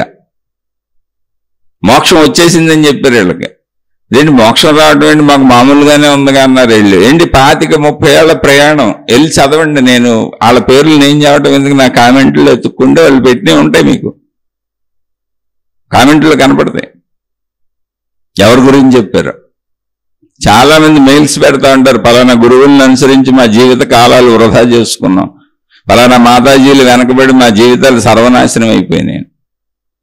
ఇంకా మీరు సోషల్ మీడియాలోకి వెళ్తే ఎంతమంది గురువుల పేర్లతో ఎంతమంది ప్రజలను మోసం చేస్తున్నారో రోజు బయటకు వచ్చేస్తున్నాయి, బట్టబయలైపోతుంది. మరి ఇవన్నీ అనుసరించినప్పుడు సాధనా పదాలే సంవత్సరాల పర్యంతం. ఇప్పుడు నేను చెబుతున్న ఇది కామెంట్స్లో ఎత్తుక్కోమని చెబుతున్నానే, వాళ్ళు 25-30 ఏళ్ల పైన అనుసరించారు వాళ్ళని. ఎన్నో లక్షల డబ్బులు ఫీజులు కట్టారు వాళ్ళకి. మీకు మోక్షం వచ్చేసింది అన్నారు వీళ్ళు. దానికి అనేక రకాలు చేయించారు వీళ్ళతో. అదేంటండి మీరు చేయమన్నా ఎన్ని చేసాము, ఆ ప్రార్థనలు ప్రార్థించాము, మీరు చెప్పినటువంటి అక్కడ చేయించిన పూజలు అర్చనలు హోమాలు యాగాలు ప్రేయర్స్ ఏది పెడితే అది దానికి పేర్లు పెడతారు. అన్నీ చేశాము, ఈ మోక్షం వచ్చేసింది అంటున్నారు. మాకేం లేదు, మామూలుగానే ఉన్నాం కదా మేము. అసలు మాలో కనీసం గుణమార్పు కూడా కలగలేదు, మా బుద్ధులు కూడా మారలేదు. ఆ మాలో చెడు అలాగే ఉంది, మాలో అన్నీ అలాగే ఉన్నాయి. ఇప్పుడు ఈ శీర్షికలు వింటూ చెప్పి పెట్టారు వాళ్ళు కామెంట్. అసలు మాకు ఇలా గుణమార్పు చేసుకోవాలని చెప్పలేదండి. ఎంతసేపు వాళ్ళని ఆరాధించడం, వాళ్ళని పూజించడం, వాళ్ళకి డబ్బులు కట్టడం, వాళ్ళ దగ్గరికి వెళ్ళటం, వాళ్ళనే దేవుళ్ళుగా భావించుకోవటం, ఆ దేవుళ్ళు మాకు మోక్షం ఇచ్చారు అనుకోవటం. దానికి వాళ్ళు ఏదో ఫీజులు కట్టి కొన్ని రకాల ప్రక్రియలుగా ఏదో చేస్తారు తంతు ఊరికి నేను నమ్మించడానికి. 30 ఏళ్ల పైన మా భార్యాభర్తలు వెళ్ళామండి, మేము ముసలోళ్ళం కూడా అయిపోయాము. ఇప్పుడు ఈ శీర్షికలు విని మాకు అసలు నిజంగా అర్థమవుతుంది, మాకు మేము ప్రయత్నించుకోవాలి, ఇప్పుడు గుణమార్పుకు మేము ప్రయత్నించుకుంటున్నాం అని కామెంట్ పెట్టారు. వీళ్ళు కామెంట్స్లో చదువుకోండి. ఇక మెయిల్స్లో అయితే అనంతంగా వస్తాయి. పాపం వాళ్ళ సొంతవి కూడా బోర్డు చెబుతారు ఎంతమంది దగ్గర మోసపోయారు. అయితే ఆ గురువుల పేర్లు వాళ్ళ పేర్లు చెప్పాల్సిన అవసరం మనకు లేదు. ఎందుకనంటే అందరూ మోసం చేసేవాళ్ళు ఉండరు. అయాచితంగా డబ్బు వచ్చేస్తుంది, అయాచితంగా కీర్తి ప్రతిష్టలు వచ్చేస్తున్నాయి, అయాచితంగా జనం మన వెనకబడిపోతున్నారు, మనకు అన్ని సమకూరిపోతున్నాయి, జనం మనం నమ్మేశారు అని కొంతమంది ఈ సమూహాలలో దూరి మోసం చేస్తారు. మోసం అనేది చాలా మంది మనుషుల్లో అటు భౌతికంలోనూ ఉంటుంది, ఇటు ఆధ్యాత్మికంలోనూ ఉంటుంది, మనుషులు ఉన్న ప్రతి చోట ఉంటుంది మోసం. మోసపోకుండా ఉండటం అనేది మన పని. ఒకటి గుర్తుపెట్టుకోండి, అసలు మోసం ఎక్కడ జరుగుద్ది? 2 చోట్లే మోసం జరిగేది. ఒకటి నీ డబ్బు, 2 నిన్ను వాడుకోవటం అంటే ఏంటి? శరీరపరంగా నీ సేవలో, నీ అధికారాలు, నీ పవర్లో వాడుకోవటం, వాళ్ళకి అనుకూలంగా మలుచుకోవటం. స్త్రీ పురుషులైతే శారీరక కోరికలకు నిన్ను వాడుకోవటం. ఇంక మోసమే ఉంది, ఎందుకంటే మోసమే ఉండదు అక్కడ. ఇప్పుడు నీ డబ్బు దగ్గర నువ్వు జాగ్రత్తగా ఉండి, నీ శరీరపరంగా జాగ్రత్తగా ఉంటే, స్త్రీ పురుష శారీరక తప్పులకు నువ్వు లోబడకుండా, వాళ్ళకి లోబడకుండా ఉంటే ఇంక అందులో పోయేదే ఉంది. అలా లోబడుచుకునే వాళ్ళందరూ మోసమే. ఆధ్యాత్మికతలో స్త్రీ పురుష శారీరక కోరికల సంబంధం ఏముంటది? అలాంటి మాట్లాడుతున్నారంటే ఇంకా వాళ్ళు పనికిరాని వాళ్ళని అర్థం. సింపుల్ అంతే. ఆధ్యాత్మికం జ్ఞానానికి సంబంధించింది. ఇక కొన్ని చోట్ల మంచి వాళ్ళకు కూడా ఏదో ప్రచారాలు అన్నప్పుడు డబ్బు అవసరం అవుతుంది. సహజంగా జీవన్ముక్తులైనటువంటి చాలా అత్యధిక జ్ఞాన సంపన్నులైనటువంటి వాళ్ళు ఎటువంటి డబ్బు సంబంధాలు పెట్టుకోలేదు, ఎటువంటి సమూహాలను పోగు చేసుకోలేదు, ఎటువంటి గ్రూపులు తయారు చేయలేదు. ఇక మీ విశ్వాసాలు మీవి, ఎలా కావాలంటే అలా వెళ్ళండి. సహజంగా ఇది. అందుకని ఇవి నిర్ధారించి చెప్పడానికి లేదు, అందరూ చెడ్డోళ్ళు అనడానికి లేదు. చాలా మంది ఏదో మంచి పనులు చేయడానికి ప్రజల దగ్గర డబ్బులు తీసుకుంటూ ఉంటారు. అంటే ఎవరు చెడ్డోళ్ళు ఎవరు మంచోళ్ళు ఏం చెబుతాం? అది మీరు నిర్ణయించుకోవాలి. మీకు అక్కడ ఉంటారు కాబట్టి మీకు తెలుస్తుంది కూడా పరిస్థితులు. అయితే చాలా మంది ఇలాంటి సహజంగా జరిగినప్పుడు ఏంటంటే మోసపోయిన వాళ్ళే చెబుతూ ఉంటారు. ఎవరైనా పలానా చోట మోసపోయాను. కానీ నాకు ఎంత ఆశ్చర్యము ఎంత జాలి కలిగిందంటే 30-35 ఏళ్ళు పాపం ఆ గురువులను అనుసరించారు. ముందు ఒక గురువు గారు ఆయన భార్య, వాళ్ళిద్దరూ దేవుళ్ళే. తర్వాత ఆయన కొడుకు ఆయన కోడలు, ఆ రెండో తరాన్ని కూడా అనుసరించారంట వాళ్ళు. కామెంట్స్లో వెళ్ళి చూసుకోండి, ఉన్నాయి ఇలా చాలా ఉంటాయి. ఇప్పుడు కూడా అసలు సోషల్ మీడియాలో బోల్డ్ ఉన్నాయి, వాళ్ళ పేర్లు చెప్పాల్సిన ఫోటోలతో సహా ఉన్నాయి. ఆల్రెడీ జైళ్లలో ఉన్న వాళ్ళు బోల్డ్ మంది ఉన్నారు, జనాలు పట్టుకొని చితక్కొట్టేసిన వాళ్ళు బోల్డ్ మంది ఉన్నారు. అయినా మళ్ళీ వాళ్ళ వేషాలు వేస్తూనే ఉంటారు. మోసపోకుండా ఉండటం అనేదే చేసుకోవాలి తప్ప మోసపోవటం అనేది అది నీ తప్పు. మోసం చేసేవాడు ఎప్పుడు ఉంటాడు, భౌతికంలోనే ఉంటాడు, ఆధ్యాత్మికంలోనే ఉంటాడు. మనిషిలోనే మోస బుద్ధి ఉంటుంది. స్వార్థము అన్నది మోస బుద్ధికి దారి తీస్తుంది, అదే చెడు. చెప్పగా ఈ నమ్మకాలు, ఈ విషయాలు ఇవన్నీ ఎలా ఉంటాయి అంటే ఆశ, భయము, రక్షణ, కోరిక, నాకు ఏ ప్రమాదం రాకూడదు, నా అన్ని రక్షింపబడాలి అని కోరుకునేవాళ్ళు సహజంగా వాళ్ళే మోసపోతారు. ఆశ ఉన్నవాళ్ళు మోసపోతారు అంతే. అది ఏ పరమైన ఆశ అయినా నీ రక్షణ నువ్వే చేసుకోవాలి. నిన్ను ఎవడు రక్షిస్తాడు ఈ ప్రపంచంలో? ఎవడు పుట్టించాడో చంపేసేది ఆడే అయినప్పుడు, మధ్యలో జీవితం అంతా నువ్వు చేసిన కర్మల ఫలములు వస్తున్నాయి అనేది సత్యమైనప్పుడు మంచి కర్మలు చేసుకొని మంచిగా బతుకు, రక్షించు అని ఎవరిని అడుగుతావు? నీకు నువ్వే రక్షకుడివి. పోనీ ఒకవేళ నేను రక్షిస్తానని నువ్వేం రక్షింపబడ్డావా? బోల్డ్ మంది గురువుల దగ్గర శిష్యుల్ని చూశాను, శిథిలమైపోయిన జీవితాలు ఎంతమందియో ఉన్నాయి. ఎవరికి అసలు అనారోగ్యం రాని ఒక్క మనిషి ఉంటాడా? ఏదో ఒక దేవుణ్ణి ఏదో గురువుని అనుసరిస్తానే ఉన్నారుగా, ఏదో ఒక మాతాజీని అనుసరిస్తానే ఉన్నారు. అసలు ఆ మాతాజీలకి గురువులకి అనారోగ్యాలు ఉన్నాయి. ఇంకా చేయాలి. అదే మహిమలు, మాయలు, అద్భుతాలు ఇవి పెట్టుకోబాకండి, అటు జోలికి వెళ్ళబాకండి. స్వచ్ఛమైన నిర్మల జీవితం ఏంటి? సాధన ఏది కరెక్ట్ అంటే నీకు స్వచ్ఛమైన నిర్మల జీవితాన్ని నేర్పేదేదో ఆ సాధన కరెక్ట్. అది ఏ మతమైనా ఉన్నాయి, ఏ మార్గమైనా ఉన్నాయి, ఏ గురువైనా ఉన్నాయి, ఏ దేవుడైనా ఉన్నాయి. నీలో ఒక నిర్మలత్వాన్ని, సహజత్వాన్ని, నువ్వేదో మనుషులందరికంటే గొప్పోడుగు గొప్పదాని అని నిన్ను వేరు చేసేసి నీకేదో కొత్త పేర్లు పెట్టి బిరుదులు ఇచ్చి ఇవన్నీ కాదు. ఇదంతా అభూత కల్పన, మనసు తయారు చేస్తున్న ఒక సృజనాత్మకత. మానవ జాతిలో పుట్టిన ఎవడైనా ఒకటే. మానవ జాతికి అందరికీ సృష్టి ప్రకారం అన్నీ ఒకలానే ఉంటాయి అంతే. నియమాలు, విధానాలు, పద్ధతులు, జీవితము, పుట్టటము, పెరగటము, మరణము అన్ని మానవ జాతికి నిర్ధారించబడిన విధానంలోనే ఉంటాయి. ఎవ్వరూ తక్కువ ఎక్కువ ఉండదు.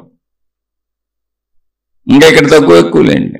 నీకు ఆ సమానత్వమును బోధించి నీలో ఒక సహజత్వమును, అందరిలో నేను ఒకడిని, అందరిలో నేను ఒకదాన్ని అనే ఒక సహజత్వమును, ఎటువంటి భ్రమలు కలగకుండా, ఒకవేళ భ్రమలు ఉంటే తొలగించి మంచి వైపు నడిపించేటువంటి ప్రతి మార్గము, ప్రతి సాధన కరెక్టే. నిన్ను మంచిలో కూర్చోబెట్టాలి, నీలో చెడు పోగొట్టాలి. సాధన ఏది కరెక్ట్ కాదు, సాధన ఫలాన్ని బట్టి సాధన కరెక్ట్ అవుతూ ఉంటుంది. అక్కడ సాధన ఫలం ఉండాలి. సాధన ఫలం లేనప్పుడు ఏముంది అంటే ఇవి మనం అర్థం చేసుకోవాల్సిన విషయాలు ఉంటాయి. ఒక సమభావం ఉంటుంది. ఒక గురువు గారి దగ్గర అనేక మంది శిష్యులు ఉన్నారు. ఒక చిన్న ఆశ్రమం పెట్టి నడుపుకుంటున్నారు. ఆయన కొంతమంది ఆయనతోనే జాయిన్ అయిపోయి అక్కడ ఉండిపోయారు. ఏంటాళ్ళు, మనం మంచిగా ఉందాం, మంచి జీవితం గడుపుదాం, ఈర్ష్యలు, అసూయలు, ద్వేషాలు, ఈ కుట్రలు, కుతంత్రాలు, కోపాలు, క్రోధాలు అన్ని పోగొట్టుకుందాం అని తమకు తాము ప్రయత్నాలు చేసుకుంటున్నారు. ఏం లేదు, నాలో చెడు మొత్తం పోగొట్టుకుంటాను, మంచిని పెంచుకుంటాను, ఒక శాంతిని పెంచుకుంటాను, నువ్వు ఏం పెంచుకున్న జీవితం అంతేగా జీవించడం, తినాలి తాగాలి తప్పదుగా. ఊళ్ళోకి వెళ్ళి భిక్ష తెచ్చుకునేవాళ్ళు. అక్కడ ఊళ్ళో అందరికీ తెలుసు. అప్పుడప్పుడు చాలా మంది ఊరు ప్రజలు కూడా గురువు గారు ఉపన్యాసాలు వినడానికి వెళ్తారు. అది కొంతమంది శిష్యులు ఆ గురువు గారి దగ్గర ఉండిపోయి తమను తాము మార్చుకోవడానికి ప్రయత్నాలు చేసుకుంటున్నారు. ఏంటి ఆ మార్చుకోవటం అంటే? ఏం లేదు, కోపతాపాలు తగ్గించుకోవటం, అనవసరంగా కోపతాపాలు తెచ్చుకోకుండా ఉండటం, శాంతంగా ఉండటం, ప్రశాంతంగా ఉండటం, మంచిగా ఉండటం, మంచిని పెంచుకోవటం, ఆ ఏకత్వ భావాన్ని పెంచుకోవటం, ఈ సృష్టి మొత్తానికి కారణమైనటువంటి శక్తి ఒకటే అనుకోవటం. అది దేవుడు అంటామా, దేవత అంటామా, లేదా ఆత్మశక్తి అంటామా, అదంతా ఒకటే అని తెలుసుకునే ప్రయత్నం చేయటం. అలా తమను తాము మలుచుకుందామని ప్రయత్నించుకుంటూ గురువు గారితో ఉంటున్నారు వాళ్ళు. ఒకసారి ఆ గురువు గారితో ఉన్న శిష్యుల్లో ఒక అతను భిక్షకి వెళ్ళాడు. అంటే భిక్షకి అందరూ తలొక వైపు వెళ్తూ ఉంటారు రోజు. ఇంత భిక్ష తెచ్చుకుంటారు అంతే, దాంతో జీవితం గడుపుతారు. వాళ్ళు ఉండటానికి వసతి ఏర్పాట్లు అన్నీ ఉన్నాయి, అక్కడ ఉంటారు చక్కగా. రోజు వాళ్ళ సాధన ఏదో గురువు గారు చెప్పే ఉపన్యాసం వినటం, తర్వాత తమ మనోనిగ్రహ సాధనలు చేసుకుంటారు. ఏంటి మనోనిగ్రహం? ఏమీ లేదు, పరుగులెత్తే మనసుని ప్రశాంతంగా ఉంచటం, చెడు గుణాలు పోగొట్టుకోవటం, శాంతంగా హాయిగా మంచిగా చిరునవ్వుతో సంతృప్తిగా ప్రశాంతంగా జీవితం ఎందుకు గడపలేమో అనే ప్రయత్నం. అసలు ఈర్ష్యసూలు లేని, కోపతాపాలు లేని, చిరునవ్వుతో చిరుదరహాసంతో సంతృప్తితో జీవితాన్ని ఎందుకు గడపలేం? ఇది సాధన. అది చేసుకుంటున్నారు. ఎందుకు గడపలేం? నిజంగా ఆలోచించడం గడపచ్చు. మనం మన మనసుకు అలవాటు చేయట్లేదు అంతే. మనం అలవాటు చేసేవన్నీ ప్రాపంచిక విషయాలు అలవాటు చేసి చెడులు అలవాటు చేస్తున్నాం, కోరికలు అలవాటు చేస్తున్నాం. అలా సాగుతున్నటువంటి విధానంలో, ఆ సాధనా విధానంలో రోజు భిక్ష తెచ్చుకుంటారు వీళ్ళు. ఒక శిష్యుడు ఒకవైపు భిక్షకి వెళ్ళాడు. అక్కడ ఎవరో రోడ్డు మీద గొడవ పడుతున్నారు. చూశాడు ఆయన, అయ్యో అనవసరంగా కొట్టుకుంటున్నారే వీళ్ళని. దగ్గరికి వెళ్ళారు. వెళ్తే కొంచెం వాళ్ళు తాగేసి ఉన్నారు. ఒకళ్ళొకళ్ళు తిట్టుకొని గొడవ పడుతుంటే ఈ శిష్యుడు మధ్యలోకి వెళ్ళి మంచి చెప్పబోయాడు. నాయన ఎందుకు అలా కొట్టుకోబాకండి అది ఇదని చెప్పబోతుంటే వాళ్ళు తాగేసి ఉండి కొంచెం ఇద్దరు కలిపి ఇన్ని కొట్టేశారు. మధ్యలోకి వెళ్ళి విడదీసి చెబుదామనుకున్న ఈ శిష్యుడిని కొట్టేశారు. ఆ కొట్టడం మామూలుగా కొట్టలేదు, ఆయనకి బలమైన దెబ్బలు తగిలి పాపం ఆయన శ్రోదెప్పి పడిపోయాడు. వెంటనే అక్కడ ఊరు ప్రజలు ఆ చుట్టూ చూస్తున్నట్టు పరిగెత్తుకొచ్చి వాళ్ళని తిట్టి కేకలేసి పంపించేశారు. ఈ పాపం దెబ్బలు తిన్న ఆయన్ని గబగబా హాస్పిటల్కి తీసుకెళ్లారు. ఆయన పాపం శ్రోదెప్పి పడిపోయారు. ఎందుకంటే అసలు ఆయనకి ఆ దెబ్బలు అలవాట్లేదు, వాళ్ళు ఏదో శాంతియుత జీవితం వాళ్ళది. అలా అలవాటు చేసుకుంటున్నారు, చాలా సంవత్సరాల నుంచి ఉంటున్నారు. అయితే హాస్పిటల్ కబుర్లో ఈయన్ని జాయిన్ చేసి ఆశ్రమానికి కబురు చేశారు వాళ్ళ గురువు గారికి. ఆ గురువు గారు గబగబా కొంతమంది శిష్యుల్ని అమలు పెట్టుకొని హాస్పిటల్కి వచ్చాడు. అప్పుడు కొంచెం ట్రీట్మెంట్ చేశారు. ఆయన కొంచెం కోలుకున్నాడు. కోలుకొని పర్వాలేదు బాగానే ఉన్నాడు, ఏదో దెబ్బలు తగిలినాయి కొంచెం. నాయన ఎలా ఉందన్నారు. సరే గురువు గారు వస్తా వస్తా ఆశ్రమంలో కొంచెం పాలు తీసుకొచ్చారు ఇతనికి. వేడివేడిగా కొంచెం పాలు తాగమని ఇచ్చారు. గురువుగారు అడిగారు, నాయన ఎలా ఉంది, అసలు ఏం జరిగింది, ఏంటి, ఎందుకు వెళ్ళావు అనవసరంగా గొడవ మధ్యలోకి, తెలుసు కదా ఊళ్ళో రకరకాల వాళ్ళు ఉంటారని, అది ఇది అన్నారు. అతను చిరునవ్వు నవ్వుతూ, గురుదేవా కొట్టినవాడెవడో ఇప్పుడు పాలు తాగిస్తున్నవాడు వాడే అన్నాడు. అంటే గురువు గారు పాలు తెచ్చి పాల గ్లాస్ ఇచ్చారు తాగమని. కొట్టించిన వాడెవడో, కొట్టినవాడెవడో ఇప్పుడు పాలు తాగిస్తున్నవాడు వాడే. రోజు భిక్ష పెట్టేవాడు వాడే, రోజు బతికిస్తున్నవాడు వాడే. అంటే ఒక సమత్వ భావం కోసం వాళ్ళు ప్రయత్నిస్తున్నారు. పుట్టుకనిచ్చింది వాడే, జీవితాన్ని ఇచ్చింది వాడే, మరణాన్ని ఇచ్చేది వాడే. ఒక ఏకత్వ స్థితి. దాన్ని అనంత ఆత్మశక్తి అంటావా, వాడే అన్నప్పుడు దేవుడు అంటావా, దేవత అంటావా, నీ ఇష్టం. వీళ్ళు సాధన చేస్తుంది ఆ భావాన్నే. ఒక స్థిమిత భావం కావాలి, అక్కడ మనుషుల్ని చూడకూడదు. సాధన అంటే అది. అంటే ఇలాంటి సాధన మీకు చేయమని నేను చెప్పట్లా, వాళ్ళు సాధన అలా పెట్టుకున్నారు. మనం కోపతాపాలు తెచ్చుకోకూడదు. మనుషుల్ని చూస్తే కోపతాపాలు వస్తాయి. మళ్ళీ వాళ్ళ మీద కక్ష కట్టాలనిపిస్తుంది. వాళ్ళు నన్ను అనవసరం కొట్టారనిపిస్తుంది. నా తప్పు లేదని నిరూపించుకోవాలనిపిస్తుంది. మళ్ళీ వాళ్ళ మీద వాళ్ళదే తప్పని వాళ్ళ మీద చర్యలు తీసుకోవాలనిపిస్తుంది. ఇలా ఎన్నో రకాలుగా ఉద్రేకాలకు గురైపోతాం మనం కూడా. ఏమీ లేదు, అక్కడికి అది సమసిపోయింది అంతే. ఇంకా దీనికి ప్రతీకార చర్య లేదు. శాంతియుత జీవితం. పొరపాటున వెళ్ళాను నేను అంతే. అసలు వెళ్ళకుండా ఉంటే జోలికి కూడా రారుగా. నేనేదో పాపం కొట్టుకుంటున్నారని వెళ్ళాను, అయిపోయింది ఇంక శాంతియుత జీవితం. ఎవడు కొట్టించాడో వాడే ఇప్పుడు పాలిచ్చాడు. అప్పుడు కొట్టించింది విధి, భగవంతుడు, దైవము, దైవశక్తి, ఆత్మశక్తి. ఇప్పుడు పాలిస్తుంది వాడే. సేవలు చేస్తున్నవాడు వాడే, సమకూరుస్తున్నవాడు వాడే, పుట్టించినవాడు వాడే, చంపుతున్నవాడు వాడే, మధ్యలో కొట్టించింది వాడే. ఇలా ఆ శిష్యుడు సమాధానం చేస్తే గురువు గారు పొంగిపోయారు. నాయన, ఒక సమభావనని మనం సాధన చేస్తున్నాం, శాంతియుతంగా ఉందాం అనుకుంటున్నాం. జీవితంలో ఒడిదుడుకులు అనేకం వస్తాయి. మనం శాంతిగా ఉందాం అనుకున్నంత మాత్రాన మన శరీరం అనారోగ్యాలు రాకుండా ఉండదు, మనకు జీవితంలో బాధలు కష్టాలు ఎదురవ్వకుండా ఉండవు, భౌగోళిక పరిస్థితులు మన ఇబ్బంది పెట్టకుండా ఉండవు, సామాజిక పరిస్థితులు ఇబ్బంది పెట్టకుండా ఉండవు. కానీ సమభావనని దృష్టిలో తెచ్చుకున్నావు. సభాష్ అన్నాడు గురువు గారు. వాళ్ళే ఆ సాధన చేశారు. ఇప్పుడు సాధన వల్ల ఏమైంది? దీనికి ప్రతీకార చర్యలు లేవు, కాముగా ఉన్నాడు. అంటే ఇప్పుడు మమ్మల్ని గాజులు తొడుక్కోమంటారా, అందరితో దెబ్బలు తినమంటారా అన్నారనుకోండి, నా దగ్గర సమాధానం లేదు. అందుకని ఎవరి సాధన వాళ్ళే. అలా గౌతమ బుద్ధుడిని అనేక సార్లు తిట్టారు, కొట్టబోయారు, చంపబోయారు, విషం పెట్టబోయారు, విషం పెట్టేశారు, విషాన్నం. ఆ విషాన్నము అంటే ఆయన మీద ఆయనకి పేరు పెరిగిపోతుందని, కీర్తి ప్రతిష్టలు పెరుగుతున్నాయని ఎవరికి? గౌతమ బుద్ధుడికి. ఆయన ఎలాగైనా చంపేయాలని కొంతమంది అప్పటి వరకు అంటే ఆ మార్గాల్లో సాగి పేరు సంపాదించుకొని ఇతరులకు పేరు వస్తుంటే భరించలేనటువంటి వర్గం ఎప్పుడూ ఉంటుంది. ఆ వర్గం ఎప్పుడూ ఉంటుంది ప్రపంచంలో. ఆ వర్గంలో కొంతమంది కూడబొలుక్కొని ఆయన రోజు భిక్షకు వస్తాడు కదా బుద్ధుడు, భిక్షాన్నములో విషం కలిపి పెట్టేయమన్నారు. అతను తన ఇల్లాలికి చెప్పాడు. ఎందుకని? ఇల్లాలి భిక్షేస్తుంది. ఇల్లాలి ఇప్పుడు నేను చేయనన్నా ఊరుకోడు. అవన్నీ జరిగిపోయినాయి డిస్కషన్లో, తప్పు చేయకూడదు అవన్నీ చెప్పింది ఇల్లాలు. ఆయన మహానుభావుడు, ఆయన ఎవరిని ఏం చేశాడు? అసలు 4 మంచి మాటలు చెబుతాడు, ఇంత భిక్షాన్నంతో బతుకుతాడు, ఆయన్ని చంపేయటం ఏంటని. అటువంటి భిక్షాన్నంతో బతికే వాళ్ళని కూడా చంపేయాలన్నంత ఈర్ష్యున్న మనుషులు ఈ భూమి మీద చాలా మంది ఉంటారు. చరిత్ర ఎప్పుడూ దాన్ని చెబుతానే ఉంది, చెడు మంచి ఎప్పుడూ ఉంటుంది. నువ్వు ఎలా ఉంటావు అనేది సాధన. భార్య చెప్పింది భర్తకు అలా చేయకూడదని, వినలేదు భర్త. నువ్వు పెట్టాల్సిందే, పెడతావా పెట్టవా, ఘర్షణ దాకా వెళ్ళిపోయింది. అది తర్వాత అది ఎంత దూరం వెళ్తుందో, ఎందుకు వచ్చిన గొడవ అనుకుంది భార్య. భర్త వెనక నుంచున్నాడు, విషాన్నం కలిపి భిక్ష పెట్టుకుంది. భర్త చూస్తూ నుంచున్నాడు. బుద్ధ భగవానుడు వచ్చి భవతి భిక్షాందేహి అని అడిగాడు. ఈవిడ తీసుకెళ్లి ఆ భిక్షాన్నం బుద్ధ భగవానుడి యొక్క భిక్షాపాత్రలో వేసింది.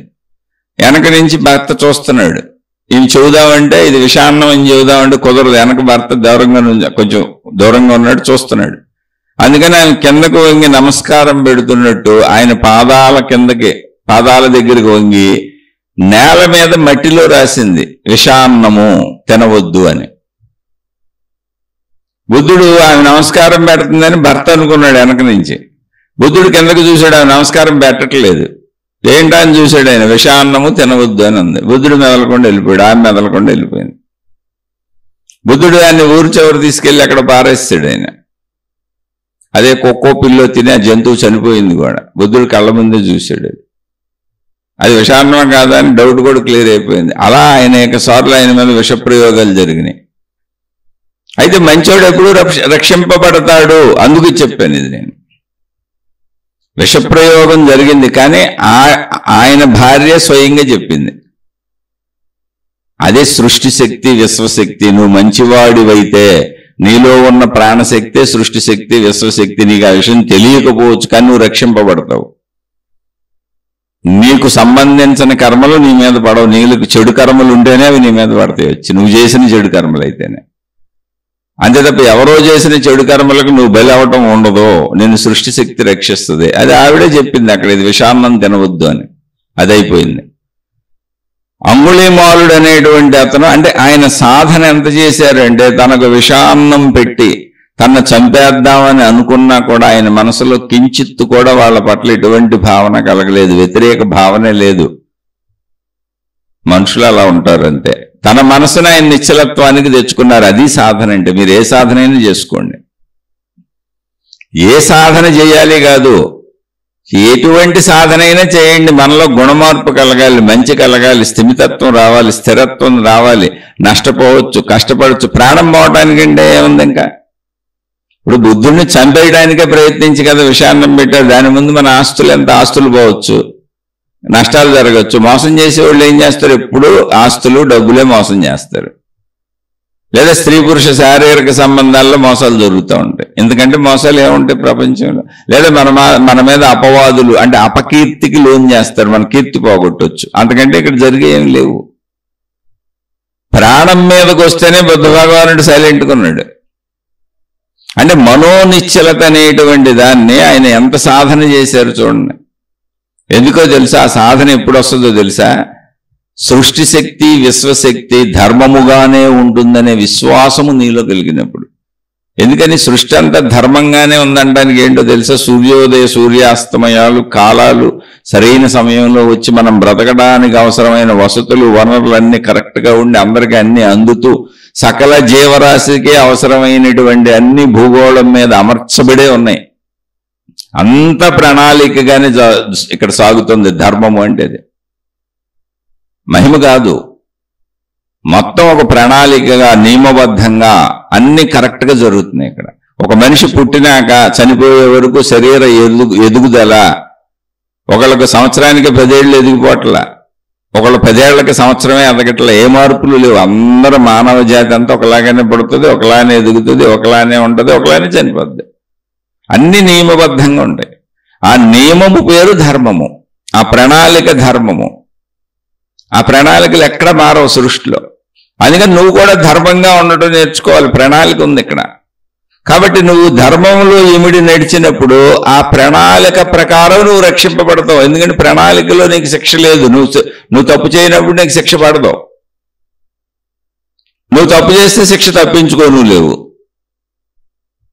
కాబట్టి ఒక నిశ్చలత ఎప్పుడు వస్తుందంటే సృష్టిలో ఉన్న ప్రణాళిక విధానము, సృష్టి తత్వము, సృష్టి పద్ధతి, సృష్టి నియమము, సృష్టి ధర్మము, సృష్టి క్రమశిక్షణ, సృష్టి నడక నువ్వు గ్రహించగలిగి గమనించగలిగినప్పుడు అది నిజమైన సాధనా జ్ఞానం. అన్ని క్రమశిక్షణగా ఉన్నాయి ఇక్కడ.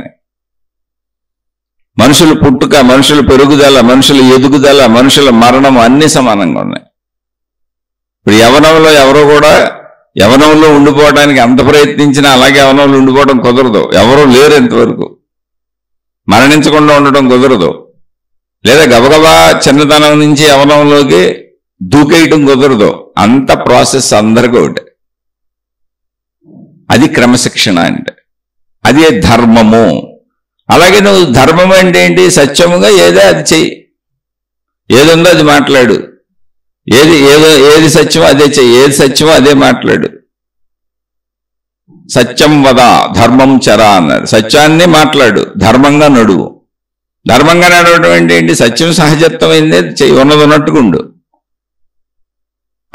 అలాంటి స్థిరస్థితి ఎప్పుడు వస్తుంది అంటే సృష్టి మీద అవగాహన కలిగినప్పుడు వస్తుంది. ఇక్కడ ఒక ఖచ్చితమైన ధర్మం నడుస్తుంది అన్నప్పుడు నాకు భయమే ఉంది. ఇంకా ఆ ఖచ్చిత ధర్మాన్ని నేను ఆచరించగలిగినప్పుడు భయం ఉండదు. అంటే సృష్టి ధర్మము నా ధర్మము కలవాలి. సృష్టి ధర్మంగా నడుస్తుందని నాకు తెలియాలి. అదే క్రమశిక్షణ, నియమము, బాధ్యత అని. ఆ ధర్మమునకు అనుగుణముగా నేను ధర్మంగా జీవిస్తున్నాను అని నాలో నేను ధర్మంగా జీవించాలి, సత్యంగా జీవించాలి, నిజాయితీగా జీవించాలి, నిర్మలంగా జీవించాలి, కుట్రలు కుతంత్రాలు పనకూడదు. అప్పుడు మొత్తం ధర్మో రక్షతి రక్షిత. ఆ ప్రణాళిక, ధర్మము అనేటువంటి ప్రణాళిక ఏదుందో అదే నేను రక్షిస్తుంది. అదే బుద్ధుడికి అతని భార్య చెప్పేలా చేసింది. విషాన్నము తినకండి అని పెట్టించినటువంటి అతని భార్య చెప్పింది. ఎందుకని? తప్పు తప్పే. భర్తకు ఎదురు చెప్పలేకపోతే ఈయనకి చెప్పింది. అంగుళీమాలుడు అనేటువంటి ఒక గజ దొంగ కత్తి తీశాడు, బుద్ధుడిని చంపేస్తానని మెడ మీద పెట్టాడు.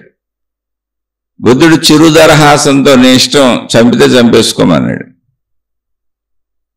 ఆశ్చర్యపోయి అంగుళీమాలుడు బుద్ధుడు శిష్యుడైపోయాడు. అప్పటి నుంచి ఆయన నేర ప్రవృత్తి మానేశాడు, గజ దొంగ మానేశాడు, ఎన్నో హత్యలు చేశాడు.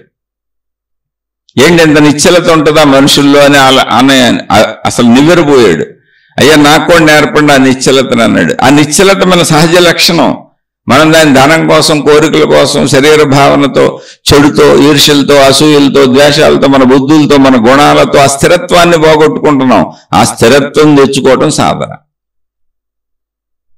ఆకలి కోసం అబద్ధాల, అన్నం కోసం అబద్ధాల, బట్టల కోసం అబద్ధాల, సుఖాల కోసం అబద్ధాల, చూడటం కోసం అబద్ధాల, తినటం కోసం అబద్ధాలు. ఏముంది? పంచేంద్రియ సుఖాలు. వీటి కోసం పక్క వాళ్ళని మోసం చేయటమా, అన్యాయం చేయటమా, హత్యలు చేయటమా, మానభంగాలు చేయటమా? ఎంత దారుణం! మనకంటే జంతువులు బెటర్ కొన్నాయిగా. ఆలోచించినప్పుడు మనిషికి తన అజ్ఞాన స్థాయి అర్థమైనప్పుడు మనిషి తాను జ్ఞానంలోకి తానే మలుచుకుంటాడు. అలా తన అజ్ఞాన స్థాయి అర్థమైంది అంగుళిమాలుడికి బుద్ధుడు దర్శనం అవగానే. అంటే దర్శనంతో జరిగిన మహిమ కాదు, ప్రాణభయం లేకపోవటం ఏంటి? కత్తి తీసి పీక మీద పెట్టి ఇలా అన్నానంటే చచ్చిపోతాడు. అయినా ఇతను నవ్వుతాడేంటి? అతని ముఖం మీద చిరునవ్వు అసలు చెదరలేదేంటి? అతని ముఖంలో ఉన్న ప్రసన్నత పోలేదేంటి? భయం రాలేదేంటి? ధైర్యం తగ్గలేదేంటి? నా కాళ్ళ వేళ్ళ పడలేదేంటి? చంపుకోమంటాడేంటి? అసలు పిచ్చెక్కిపోయింది అతనికి. ఎందుకో తెలిసి అప్పటికి అతను ఎంతో మందిని చంపాడు. వాళ్ళందరూ బతికిలాడారు ఆయన్ని. మమ్మల్ని ఏం చేయకు, మమ్మల్ని ఏం చేయకు అని భయపడిపోయారు. స్థిరత. ఇక్కడ బుద్ధుడికి భయం ఎందుకు కలగలేదు అంటే చిత్తస్థిరత వచ్చింది. అది మనం చేయవలసిన సాధన. నువ్వే సాధనలనే చేయి, స్థిరతను సాధించాలి. మరణం కూడా మనం కదపకూడదు. మరణం కూడా కదపకూడదంటే ఇంకా డబ్బులు, స్త్రీ పురుష శారీరక సుఖాలు, రుచులు ఇవి కదపటం ఏంటండి? ఆధ్యాత్మికత అంటే ఏంటండి? మరి అందరు మహానుభావులు అంత ఉదాహరణగా అన్ని చూపించి వెళ్తే మనం కొద్దిగానే మారొద్దు. నువ్వు ఏం సాధన చేస్తున్నావని కాదు, ఇలాంటి స్థిరతను హృదయంలో తెచ్చుకోవడానికి సాధన చేయాలి. డబ్బు పోయింది పోనే, మోసం చేస్తారు. ఏముంది అందులో? సొంత తల్లిదండ్రులే మోసం చేసిన వాళ్ళు బోల్డ్ మంది ఉన్నారండి. మా మామయ్య గారిని వాళ్ళ సొంత తల్లి మోసం చేసింది, వాళ్ళ తమ్ముళ్ళు మోసం చేశారు. సరే, తమ్ముళ్ళు అంటే ఇంకా వాళ్ళని అనటానికి లేదు, సొంత తల్లి మోసం చేసింది. ఆయన చిన్నతనంలోనే ఎయిర్ ఫోర్స్లోకి ఉద్యోగానికి వెళ్ళిపోయారు. వెళ్ళిపోయి పాపం ఆ తల్లి అంటే తండ్రి చనిపోయారు, తల్లి తమ్ముళ్ళు ఉన్నారు. అయ్యో వీళ్ళందరికీ నేను పెద్ద దిక్కుగా ఉండాలని ఎయిర్ ఫోర్స్లో ఆయనకు ఉద్యోగం వస్తే వెళ్ళి అక్కడ ఆయనకి వివాహం అయింది, భార్య పిల్లలు ఉన్నారు. తాను మొదటి నుంచి కూడా కొద్దిగా ఖర్చు పెట్టుకొని తన భార్యకి కానీ పిల్లలకు కానీ తనకి అంటే వివాహం అవ్వకముందు నుంచి జాయిన్ అయ్యారు. అందులో చాలా తక్కువ ఖర్చు పెట్టుకొని ఇంటికి డబ్బు పంపేసేవారు అంతా. అమ్మ అక్కడ చక్కగా మీరు జాగ్రత్తగా ఉండి తమ్ముళ్ళని చదివించి మనకి ఏదైనా ఒక ఇల్లు లాంటిది కొని జాగ్రత్తగా ఏదైనా చిన్న పొలమో గిలమో కొని డబ్బులన్నీ దాసి మీరే అన్నీ చేయండి, నేను ఎప్పటికైనా మళ్ళీ తిరిగి వచ్చేస్తాను, అందరం కలిసి ఉందాం, మీరు అందరూ శుభ్రంగా ఉండండి అని ఆయన తిని తినక సర్దుకొని పంపించారు. పాపం భార్య పిల్లలతో సహా తిని తినక అలా చాలా సంవత్సరాలు పంపారు. వాళ్ళు ఇల్లు కొనేసాం, మనకు ఇల్లు ఉంది, అయ్యింది ఇయ్యుంది ఎన్ని చెబుతున్నారు, అన్నీ చెబుతున్నారు, ఆయన నమ్ముతున్నారు. అలా కొన్ని సంవత్సరాలు గడిచిపోయినాయి. తర్వాత ఆయన ఎయిర్ ఫోర్స్లో అది ఒక సర్టెన్ పీరియడ్ తర్వాత ఆ ఉద్యోగం వదిలేసి వచ్చేసారు. భార్య పిల్లలతో ఆయన ఇంటికి వచ్చారు. పలానా ఇల్లు మంది అన్నది ఆ ఊరు వచ్చి ఆ ఇంటికి వచ్చారు. ఆ ఇంటికి వెళ్ళి తలుపు కొడితే ఎవరో తలుపు తీశారు. ఎవరో తలుపు తీస్తే ఏమండి పలానా మా అమ్మగారు ఇది మా ఇల్లు కదా అన్నారు. బలివాడు నాయన ఇల్లు మాకు ఎప్పుడూ అమ్మేశారు, అసలు వాళ్ళు అమ్మేసే చాలా సంవత్సరాలు అయింది, వాళ్ళు పలానా ఎక్కడికో వెళ్ళిపోయారు, వాళ్ళ వివరాలు పూర్తిగా మాకు తెలియదు, మీకు కావాలంటే ఫలానా వాళ్ళు చెబుతారు వెళ్ళండి, ఇల్లు అయితే అమ్మేసి మాకు చాలా సంవత్సరాలు అయిందని. ఆయన పాపం భార్య పిల్లల్ని తీసుకొచ్చాడు. సొంత తల్లి మోసం చేస్తుందని ఆయన ఎందుకు అనుకుంటాడు? నడి రోడ్డు మీద నిలబడిపోయాడు ఆయన. ఇంకా అటువంటి తల్లి వాళ్ళని వెతుక్కొని వెళ్ళాలని కూడా అనిపించలేదు ఆయనకి. సరే, ఆయన అత్తమామలు ఉన్నారు, వాళ్ళు ఆశ్రయం ఇచ్చారు. తర్వాత ఆయన ఎయిర్ ఫోర్స్లో చేసి వచ్చారు కాబట్టి ఆయనకి మళ్ళీ గవర్నమెంట్ ఉద్యోగం ఇచ్చింది, ఏదో సిండికేట్ బ్యాంకులో జాబ్ దొరికింది ఆయనకి. దానికి కొంతకాలం పట్టింది, చాలా కాలం పట్టింది. అంతకాలం అత్తమామలు సపోర్టుకున్నారు ఆయనకి, అత్తమామలు వాళ్ళ దగ్గర ఉంచుకున్నారు. తర్వాత ఆ ఉద్యోగం అది వచ్చినాక ఆయన కృతజ్ఞతగా తన అత్తమామల్ని చివరి వరకు తన దగ్గర పెట్టుకొని కంటికి రెప్పలా చూశాడు ఆయన. సొంత తల్లి తన కొడుకును మోసం చేసింది, డబ్బు అంత గొప్పదే, సుఖలాలసులు భోగాలు అంత గొప్ప. అలాంటి తల్లిదండ్రులు ఉంటారు ప్రపంచంలో, ఎలాంటి వాళ్ళైనా ఉంటారండి ప్రపంచంలో. మీరు ఎలా ఉన్నారు? ఇది సాధన. సాధన అంటే అది మనం చెడే చేయకూడదు, అది సాధన. మీరు ఏ సాధన అయినా చేయండి, మీలో చెడు ఉండకూడదు, చెడు భావాలు ఎగిరిపోవాలి. మీరు ఏ సాధన అయినా చేయండి, అదిగో బుద్ధ భగవానుడు విషాన్నం పెట్టారు, ఎటువంటి భావన కనీసం ఆ నాశనం అయిపోవాలనేది కూడా లోపల ఆయనకు పుట్టలేదు. మనుషుల పాపం ఇలాగే ఉంటాయి గుణాలు, అజ్ఞానము చేత ఇలా ఉంటారు అనుకుని వెళ్ళిపోయాడు ఆయన. అనేక సార్లు ఆయన తిట్టారు, ఆయన ముఖం మీద ఉమ్మూశారు, ఆయన కూడా ఏమనలేదు. ఎందుకని చిత్తస్థిరత వచ్చింది ఆయనకి. చిత్తశాంతి అంటారు దాన్ని. మనసు శాంతించింది, స్థిరతను పొందింది. అది మనుషులు అలా ఉంటారు, అనేక రకాల వాళ్ళు ఉంటారు, మనం ఎందుకు కదిలిపోవాలి అనేటువంటి భావాన్ని సాధన చేసుకోండి. మీరు ఏ సాధన చేసినా పర్వాలేదు, కదిలిపోకుండా ఉండడానికి సాధన చేసుకోండి, భయపడకుండా ఉండడానికి సాధన చేయండి, ధైర్యంగా ఉండడానికి సాధన చేయండి. మీకు మీరు చెప్పుకోండి. డబ్బు పోతే చచ్చిపోతామా, మళ్ళీ సంపాదించుకుంటాం. మోసం చేయనివ్వండి, ఎన్నిసార్లు మోసం చేస్తే అన్నిసార్లు సంపాదించుకుందాం. ఎందుకో తెలుసా? ధర్మో రక్షతి రక్షిత. మీరు అది నమ్మినప్పుడు చేయగలుగుతారు. మళ్ళీ ఏమంటే అది మహిమ నమ్ముతామా? ధర్మో రక్ష, దేవుడు వచ్చి రక్షిస్తాడా? గాల్లో దీపం పెట్టి దేవుడు అని మహిమ అంటే అవుతుంది అంటే అసలు ఎప్పుడూ గాల్లో దీపం పెట్టమని చెప్పలేదు.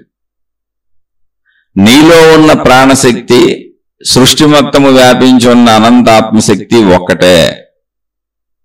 సృష్టి మొత్తం క్రమ విధానములో ధర్మబద్ధముగా సాగుతున్నది. సృష్టి ప్రకారం ధర్మం అంటే క్రమశిక్షణ. మానవ జాతి పుట్టుక నుంచి పెరుగుట, చనిపోవుట అనేవన్నీ జాతికి ఒకలానే ఉంటాయి. చెట్లు వృక్ష జాతికి ఒకలానే ఉంటాయి, జంతు జాతికి ఒకలానే ఉంటాయి. భౌగోళిక పరిస్థితులన్నీ ఒక పద్ధతిలో సాగుతూ ఉంటాయి. అంతా క్రమశిక్షణగా ఉంది. దాని పేరు ధర్మము. ఆ ధర్మములో మానవుడికి వచ్చిన కర్మ సిద్ధాంతములో నేను మనిషిని శరీరమునని భావించుకుంటున్నటువంటి వాడికి కర్మ సిద్ధాంతం ఉంది. నేను అనంత ఆత్మశక్తిని అన్నవాడికి మళ్ళీ కర్మ సిద్ధాంతం లేదు, పనిచేయదు. ఎందుకంటే వాడి భావనలో లేడు. ఆ భావనలో ఉన్న వాళ్ళకి కర్మ సిద్ధాంతం ఏంటి అంటే నువ్వు చేసింది నీకు తిరిగి వస్తుంది. నువ్వు మంచి చేస్తే నువ్వు మంచిలోనే ఉంటే నిన్ను ఎప్పటికే ఎవరు నీకు చెడు చేయలేరు. ఎంత దుర్మార్గులైనా నువ్వు రక్షింపబడతావు. అది రక్షణ అంటే. అంతే తప్ప అన్ని విషయాల్లో నువ్వు రక్షింపబడతావు, మహిమలో మాయలో ఉంటాయని కాదు. సృష్టి శక్తిలో ఉన్న ప్రణాళిక అది చక్కగా నేను తీసుకెళ్తుంది. అలా నువ్వు ఎప్పుడైతే మంచిగా ఉన్నావో నీ మనసు స్థిరంగా ఉంటుంది, స్థిమితంగా ఉంటుంది, చక్కటి హాయిగా ఉండగలుగుతావు, ఆనందంగా ఉండగలుగుతావు, సంతృప్తిగా ఉండగలుగుతావు, కుట్రలు కుతంత్రాలు లేకుండా ఉండగలుగుతావు. ధర్మంగా జీవించే వాళ్ళందరూ ఎంతో ఆనందమయ జీవితాన్ని, వసతులు వనరులు తక్కువలో ఆనందాన్ని పొంది బతకగలుగుతారు. కుట్రలో కుతంత్రాలు పొందే వాళ్ళకి ఎంత సంపదలు ఉండొచ్చు, ఎన్ని వనరులు ఉండొచ్చు, ఎన్ని పదవులు ఉండొచ్చు, ఎన్ని హోదాలు ఉండొచ్చు, ఎన్ని అధికారాలు ఉండొచ్చు, కానీ అంతరంగ శాంతి ఉండదు, సౌఖ్యము ఉండదు. మీరు గమనించి చూసుకోండి. నేనైతే కొన్ని వందల మందిని గమనించాను. మా సొంత కుటుంబాలలో చాలా దగ్గరగా చూశాను. అసలు ఎలాంటి కష్టాలు పడుతున్నారో కూడా చూశాను. ఏది చేస్తే ఏ కష్టం వస్తుందో కూడా అర్థమైంది. కాకపోతే మనుషుల పేరులతో చెబితే అది ధర్మం కాదు, పాపం వాళ్ళు బాధపడతారు.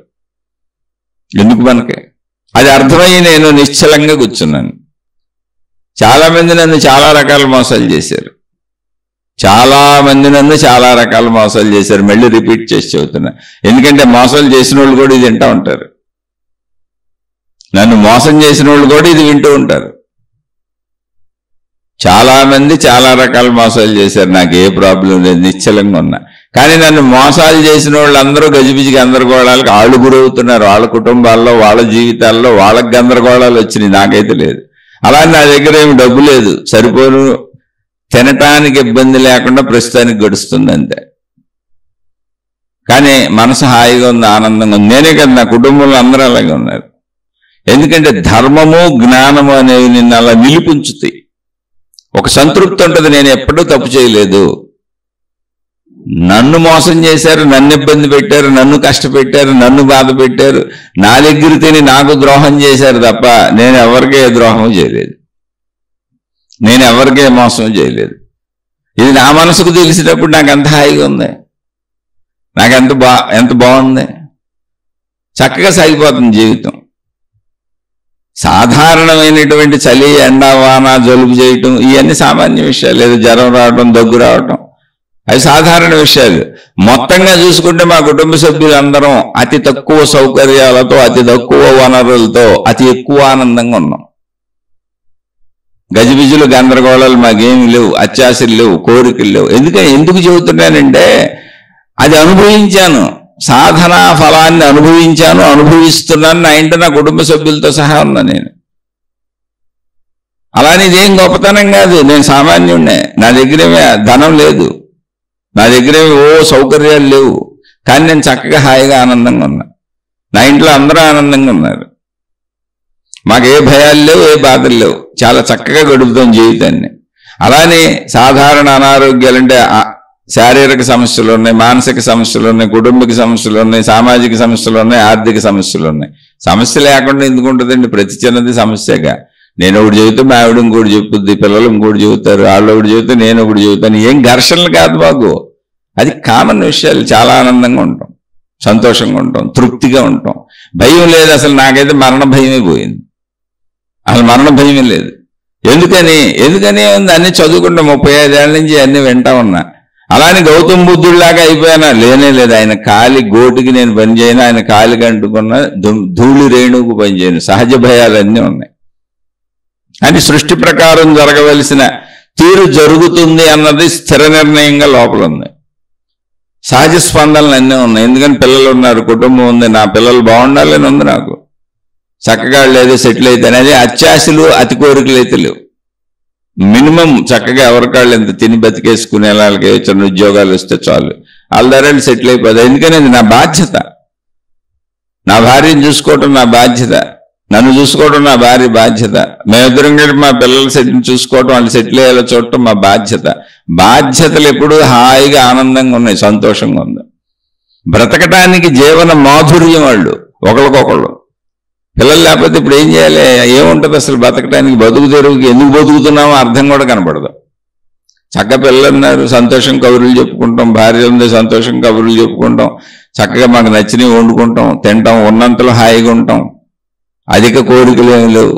ప్రతి రూపాయి చూసి జాగ్రత్తగా ఖర్చు పెడతాం. ఎందుకని ఇంతకుముందు చాలా దర్జాగా బతికాను, చాలా లగ్జరియస్గా బతికాను. ఇప్పుడు ఆ లగ్జరీ తగ్గిందని దుఃఖం అసలు నాకేమాత్రం లేదు. అప్పుడు అర్థమైంది, ఓహో సాధన బలం అంటే ఇది అని. సాధనా బలం అంటే ఏంటి అంటే ఏదో కోల్పోయానన్న బాధ అసలు నాలో లేకపోక సంతృప్తిగా ఉంది. చాలా తృప్తిగా బతుకుతున్నా. తృప్తికి అసలు డబ్బుతో పని లేదని అర్థమైంది. ఇది ఎప్పుడు అర్థమవుతుంది? సాధనలో అర్థమవుతుంది. అందుకే చెబుతున్నా, సాధన ఏంటంటే ఏ సాధన చేసావు కాదు, ఏ సాధన చేయనా చెయ్యి, నువ్వు ధర్మంగా మంచిగా ఉండాలి. ఆ గుణాలు వచ్చినప్పుడు నీలో ధైర్యం పెరుగుద్ది, నీలో తృప్తి పెరుగుద్ది, నీలో భయం పోద్ది, నీలో బాధ పోద్ది.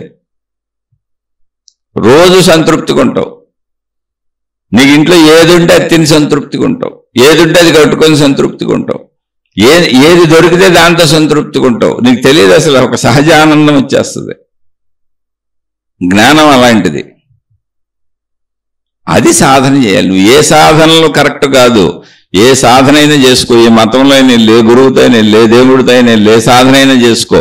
నీలో చెడు పోవాలి, సద్బుద్ధి పెరగాలి. నీలో అత్యాశలు పోవాలి, దురాశలు పోవాలి, దుర్మార్గాలు పోవాలి, ఉన్నదాంతో సంతృప్తిగా ఉండాలి. అలాంటి పని నువ్వు చేసుకోవాలి. ఆ పనులు ఎంతస్తే దాంతో సంతృప్తిగా ఉండాలి. మనకున్న మనుషులు, మనకున్న వనరులు, వసతులు, వాటితో సంతృప్తిగా ఉండాలి. నా కొడుకు ఎంతకంటే కొంచెం తెలివిగలుడయి ఉంటే, నా కూతురికి ఎంతకంటే కొంచెం మంచి సంబంధం వచ్చి ఉంటే, అయ్యో నా కొడుకు ఎంతకంటే కొంచెం మంచి ఉద్యోగం వచ్చి ఉంటే, నాకు ఎంతకంటే కొంచెం ఆరోగ్యం ఎక్కువ ఉండుంటే, మా ఆవిడకి ఎంతకంటే కొంచెం ఎక్కువ ఆరోగ్యం ఉండుంటే, అనారోగ్యాలు రాకుండా ఉండుంటే, ఎప్పుడు ఇంతేనా? ఉండుంటే అని కాదు. కానే కాదు. గౌతమ బుద్ధుడికి భిక్ష తీసుకునేవాళ్ళు వీళ్ళు. భిక్షకు ఎవరైనా వాళ్ళ ఇంటికి రమ్మని పిలిస్తే వెళ్ళేవాళ్ళు. గౌతమ బుద్ధుడికి ఆయనను అనుసరించేటువంటి ఒక శిష్యుడు, అంటే గృహస్థు శిష్యుడు, భిక్షకు ఆహ్వానించాడు అందరినీ. గౌతమ బుద్ధుడిని ఆయనతో పాటు ఉన్న శిష్యుల్ని మా ఇంటికి వచ్చి భిక్ష తీసుకొని రండి, భిక్షకు రండి అని ఎంతో గౌరవంగా ఆయన పిలిచాడు. గౌతమ బుద్ధుడు అక్కడికి వెళ్ళాడు, భిక్షకి వెళ్ళాడు, అందరూ వెళ్ళారు. ఆయన పాపం రకరకాలు వండించాడు, ఎంతో గౌరవంతో, ప్రేమతో, ఆయన మీద ప్రేమతో, అసలు ఆయన దేవుడు అన్న భావనతో. ఆయనకైతే లేదు, కానీ పిలిచిన వాళ్ళకి పాపం ఉంటుందిగా. గౌతమ బుద్ధుడు తింటూ ఒక కూర తిన్నాడు, ఆయనకు అర్థమైంది. వెంటనే ఆయన శిష్యులతో చెప్పాడు, ఈ కూర మీరు వేసుకోబాకండి, మిగిలిన కూరలన్నీ మీరు తినండి, ఈ ఒక్క కూర మీరు తినబాకండి అని. సరైన శిష్యులు తినలేదు. గౌతమ బుద్ధుడు తినేసాడు, వచ్చాడు. విపరీతమైనటువంటి కడుపులో బాధకు లోనయ్యాడు. ఆయన ఇంటి నుంచి వచ్చారు, బయటకు వచ్చారు, చోట పడుకున్నాడు తట్టుకోలేక. పక్కనే ఆనందుడు అనే శిష్యుడు ఉన్నాడు. ఆయనకి చెప్పాడు, నేను తిన్నటువంటి కూర విషమైపోయింది, అతను కావాలని చేయలేదు, అతను అనేక రకాలుగా వండటం వలన, అందులో వివిధ రక పదార్థాలు కలవటం వలన ఏదో పొరపాటున విషాన్నముగా అయిపోయింది, ఆ కూర విషమైపోయింది. దానివల్ల నేను ఇప్పుడు విపరీతమైన బాధకు లోనవుతున్నాను, నేను ఇంక మరణిస్తాను, అయిపోయింది, ఇంక శరీరం వదిలేస్తాను. కానీ నేను చనిపోవటానికి ఆ కూర కారణమని, అతను నన్ను చంపాడని ఇటువంటి ప్రచారాలు చేయకూడదు. ఎందుకంటే అతను ప్రేమతో పిలిచాడు, అతనికి తెలియదు అది విషం అంటే అసలు పెట్టేవాడే కాదు. ఇప్పుడు ఒకవేళ మీరు ఇది చెప్పారా, అతను భరించలేడు. ఎందుకంటే నా మరణానికి అతనే కారణం అయ్యాడంటే అతను తట్టుకోలేడు. కాబట్టి దీన్ని అసలు ఎవరికి చెప్పొద్దు, ఏమీ చెయ్యొద్దు, ప్రశాంతంగా ఉండని ఆనందుడికి చెప్పాడు. ఆనందుడు బోర్ని ఏడ్చాడు, ప్రభు ఏంటిదని. అప్పుడు చెప్పాడు, నాకు వృద్ధాప్యం వస్తుంది, ఎక్కడో చోట శరీరం వదిలేయాలి, నేను వృద్ధుడిని అయిపోయాను, దానికి ఇలా నిర్ణయించబడి ఉండదు, కానీ శరీరం వదిలేద్దాం, అయిపోయింది, ఇంకా అయిపోయింది. ఇంకా మేమందరం అనాథలం అయిపోతాం కదా, మీరు లేకపోతే మా పరిస్థితి ఏంటి అని అడిగాడు ఆనందుడు అనే శిష్యుడు. నేను లేకపోతే ఎవ్వరూ అనాథలు కాదు, నేను ఎప్పుడు కూడా మిమ్మల్ని నా మీద ఆధారపడేలా బోధలు చేయలేదు. మీ మనోనియంత్రణ, మీ శరీర నియంత్రణ, మీరెలా ఉండాలి, మీరెలా జీవించాలి, మీరు ఎలాంటి సాధనలు చేసుకోవాలి అనేవి చెప్పాను తప్ప, మీకు నేను నేర్పుతాను, నా మీద ఆధారపడండి, నన్ను నమ్మండి, నా వెనక తిరగండి, నన్ను గురువుని అనండి, నన్ను భగవాన్ అనండి, నా మీదే ఆధారపడితే మీకు మోక్షం ఇస్తానని నేను చెప్పలేదు. మీ అంతట మీరు స్వీయముగా ఎలా సాధనలు చేసుకోవాలో, మంచితనంతో ఎలా బతకాలో, ధర్మంగా ఎలా బతకాలో, ఒక సత్ప్రవర్తన సత్శీలముతో ఎలా బతకాలో అవన్నీ చెప్పాను నేను. అందుకని అప్పో దీపో భవ, నీ దీపాన్ని నువ్వే వెలిగించుకో. ఆల్రెడీ అవన్నీ నేను చెప్పాను, వాటితో మీరు చేసుకోండి. ఆలోచిస్తే అన్ని నీకే అర్థమవుతుంది. మంచిగా బతకడానికి అసలు ఇంకోళ్ళు చెప్పేది ఏం చెప్పండి మనకైనా. చెడు చేయబాక మంచిగా బతకండి అని ఎవరిని చెప్పాలి మనకి. కాబట్టి మంచిగా జీవిద్దాం, మంచిగా బతుకుదాం, ఇది సాధన. ఇటువంటి మహత్ లక్షణాలను ప్రదర్శించి చూపించారు గౌతమ బుద్ధుడు, రమణ మహర్షి. అంటే నాకు తెలిసిన అతి కొద్ది మంది, షిరిడి సాయిబాబా, నాకు తెలిసిన అతి కొద్ది మంది, ఇంకా చాలా మంది ఉండుంటారు. నిసర్గదత్త మహారాజ్, వెంకయ్య స్వామి, గజానన మహారాజ్, అకల్కోట మహారాజ్, స్వామి సమర్థ, ఎంతో మంది ఇలా మహాత్ములు. అంటే నేను చెప్పిన పేర్లు ఏంటంటే నాకు తెలిసిన మహాత్ములు. నాకు తెలియని మహాత్ములు ఎంతో మంది ఉండుంటారు. వీళ్ళందరూ కూడా మనోస్థిరతను, శరీర స్థిరతను, అంటే శరీరం మీద అదుపును, మనసు మీద అదుపును సాధించారు. ఉన్నదాంతో తృప్తిగా ఉండటం నేర్చుకున్నారు. నేర్చుకో. నువ్వు ఏ సాధనలు చేసినా ఒకటే, ఏ మతాన్ని అనుసరించినా ఒకటే, ఏ గురువుని అనుసరించినా ఒకటే, ఏ దేవుణ్ణి అనుసరించినా ఒకటే, ఏ రకమైనటువంటి మంత్రతంత్ర యంత్రాలని ఏ సాధనలు చేసుకుంటావో నీ ఇష్టం. చెడు చేయకుండా మంచిగా ఉండగలవా? చెడు చేయకుండా నేను మంచిగా మాత్రమే మార్చి మంచిగా మాత్రమే ఉండగలిగేలా చేసే ప్రతి సాధన మంచిదే. అలా సాధన చేస్తూ ప్రతి చిన్న విషయానికి ఒడిదుడుకులకు లోనైపోకుండా, మనసు చలించిపోకుండా, భయపడిపోకుండా స్థిరచిత్తముతో ఉండేలా నిన్ను నువ్వు తయారు చేసుకోగలవా? అటువంటి ఏ సాధన అయినా కరెక్టే. ఎందుకంటే జీవితం అలా అవసరం. సుదీర్ఘ జీవితం 80-90 ఏళ్ళు జీవిస్తాం ఇక్కడ. ఇంకా వృద్ధాప్యానికి వెళ్ళిన కొద్దికి శరీరం శిథిలమైపోద్ది, శక్తి తగ్గిపోద్ది. చాలా స్థిరత కావాలి మనకి. భయాలకు లోనవ్వకుండా, ఆందోళనలకు లోనవ్వకుండా, గజిబిజి పడిపోకుండా, చుట్టూ ఉన్న వాళ్ళని గందరగోళపరచకుండా ఉండాలంటే ఆ చిత్తాన్ని ఇప్పుడే తయారు చేసుకోవాలి, అటువంటి మనస్సుని. అది సాధన. మనం తయారు చేసుకోవాలి. అది ఏ మార్గం అయితే ఏంటి, ఏ మతం అయితే ఏంటి, ఏ గురువు అయితే ఏంటి, అలా చేసుకుంటూ నీ యొక్క సంపూర్ణతని నువ్వు తెలుసుకోగలవా? ప్రయత్నించుకో. బుద్ధ భగవానుడు నేను నిర్వాణాన్ని పొందాను అని చెప్పారు. నిర్వాణం అంటే మోక్షము.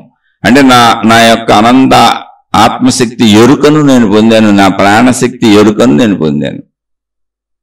చనిపోయేది శరీరమే తప్ప ప్రాణశక్తికి నశింపే లేదు. అదే అనంత ఆత్మశక్తి, అది ఏకముగానే ఉన్నది అనేటువంటి స్థితిని నేను అనుభవించాను.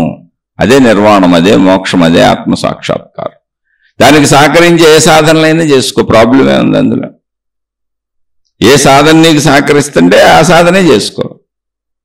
అందుకని సాధనలు ఏవి మంచివి, సాధనలు ఏవి గొప్పవి, సాధనా మార్గాలు ఇన్నుంటే గజిబిజి కదా అంటే ఎన్నున్నా సాధనా ఫలం ఏంటో చూడు.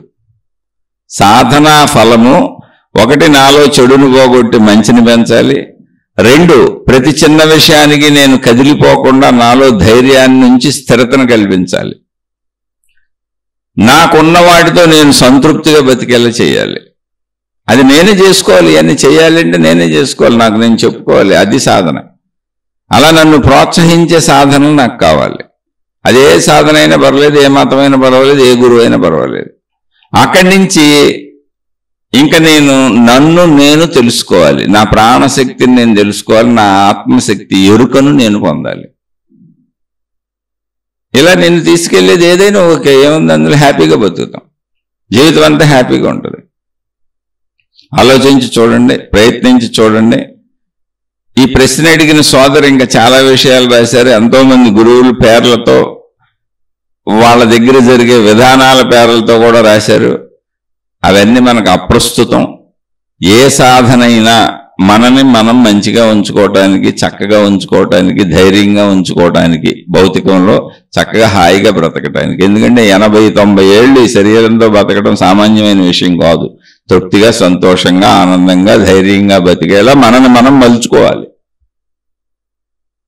ఆ తదుపరి నా అనంత ఆత్మశక్తిని, నా ప్రాణశక్తిని నేను తెలుసుకోవాలి. అది నాలోనే ఉంది కనుక అటువంటి సాధన ఏదైనా ఓకే, దాన్ని పట్టుకొని ముందుకు సాగండి. శుభమస్తు. మీకు, మీ కుటుంబ సభ్యులకు మేలు చేకూరుగాక. మరలా మరొక కొత్త శీర్షికతో కలుసుకుందాం. నేను చెప్పింది నచ్చని వాళ్ళు, అర్థం కాని వాళ్ళు, ఏదో ఈయన ఆయనకు దోషం చెబుతున్నాడు అనుకుంటున్న వాళ్ళు, మీ మార్గాల్లో మీరు హాయిగా సాగిపోండి. నేను అతి సామాన్యుడను. నేను కూడా ఏదో నేర్చుకుంటూ 4 పుస్తకాలు చదువుకొని, 4 మహాత్ముల ఉపన్యాసాలు విని నన్ను నేను మంచివాడిగా మలుచుకోవటానికి ప్రయత్నించుకుంటున్న సామాన్య సాధారణ వ్యక్తిని. కాబట్టి మీరు నన్ను క్షమించి హాయిగా మీ మార్గాల్లో, మీ గురువులతో, మీ దేవుళ్ళతో, మీ మతాలతో, మీ విధానాలతో, మీ పద్ధతులతో సాగిపోండి. శుభమస్తు. మరల మరొక కొత్త శీర్షికతో కలుసుకుందాం.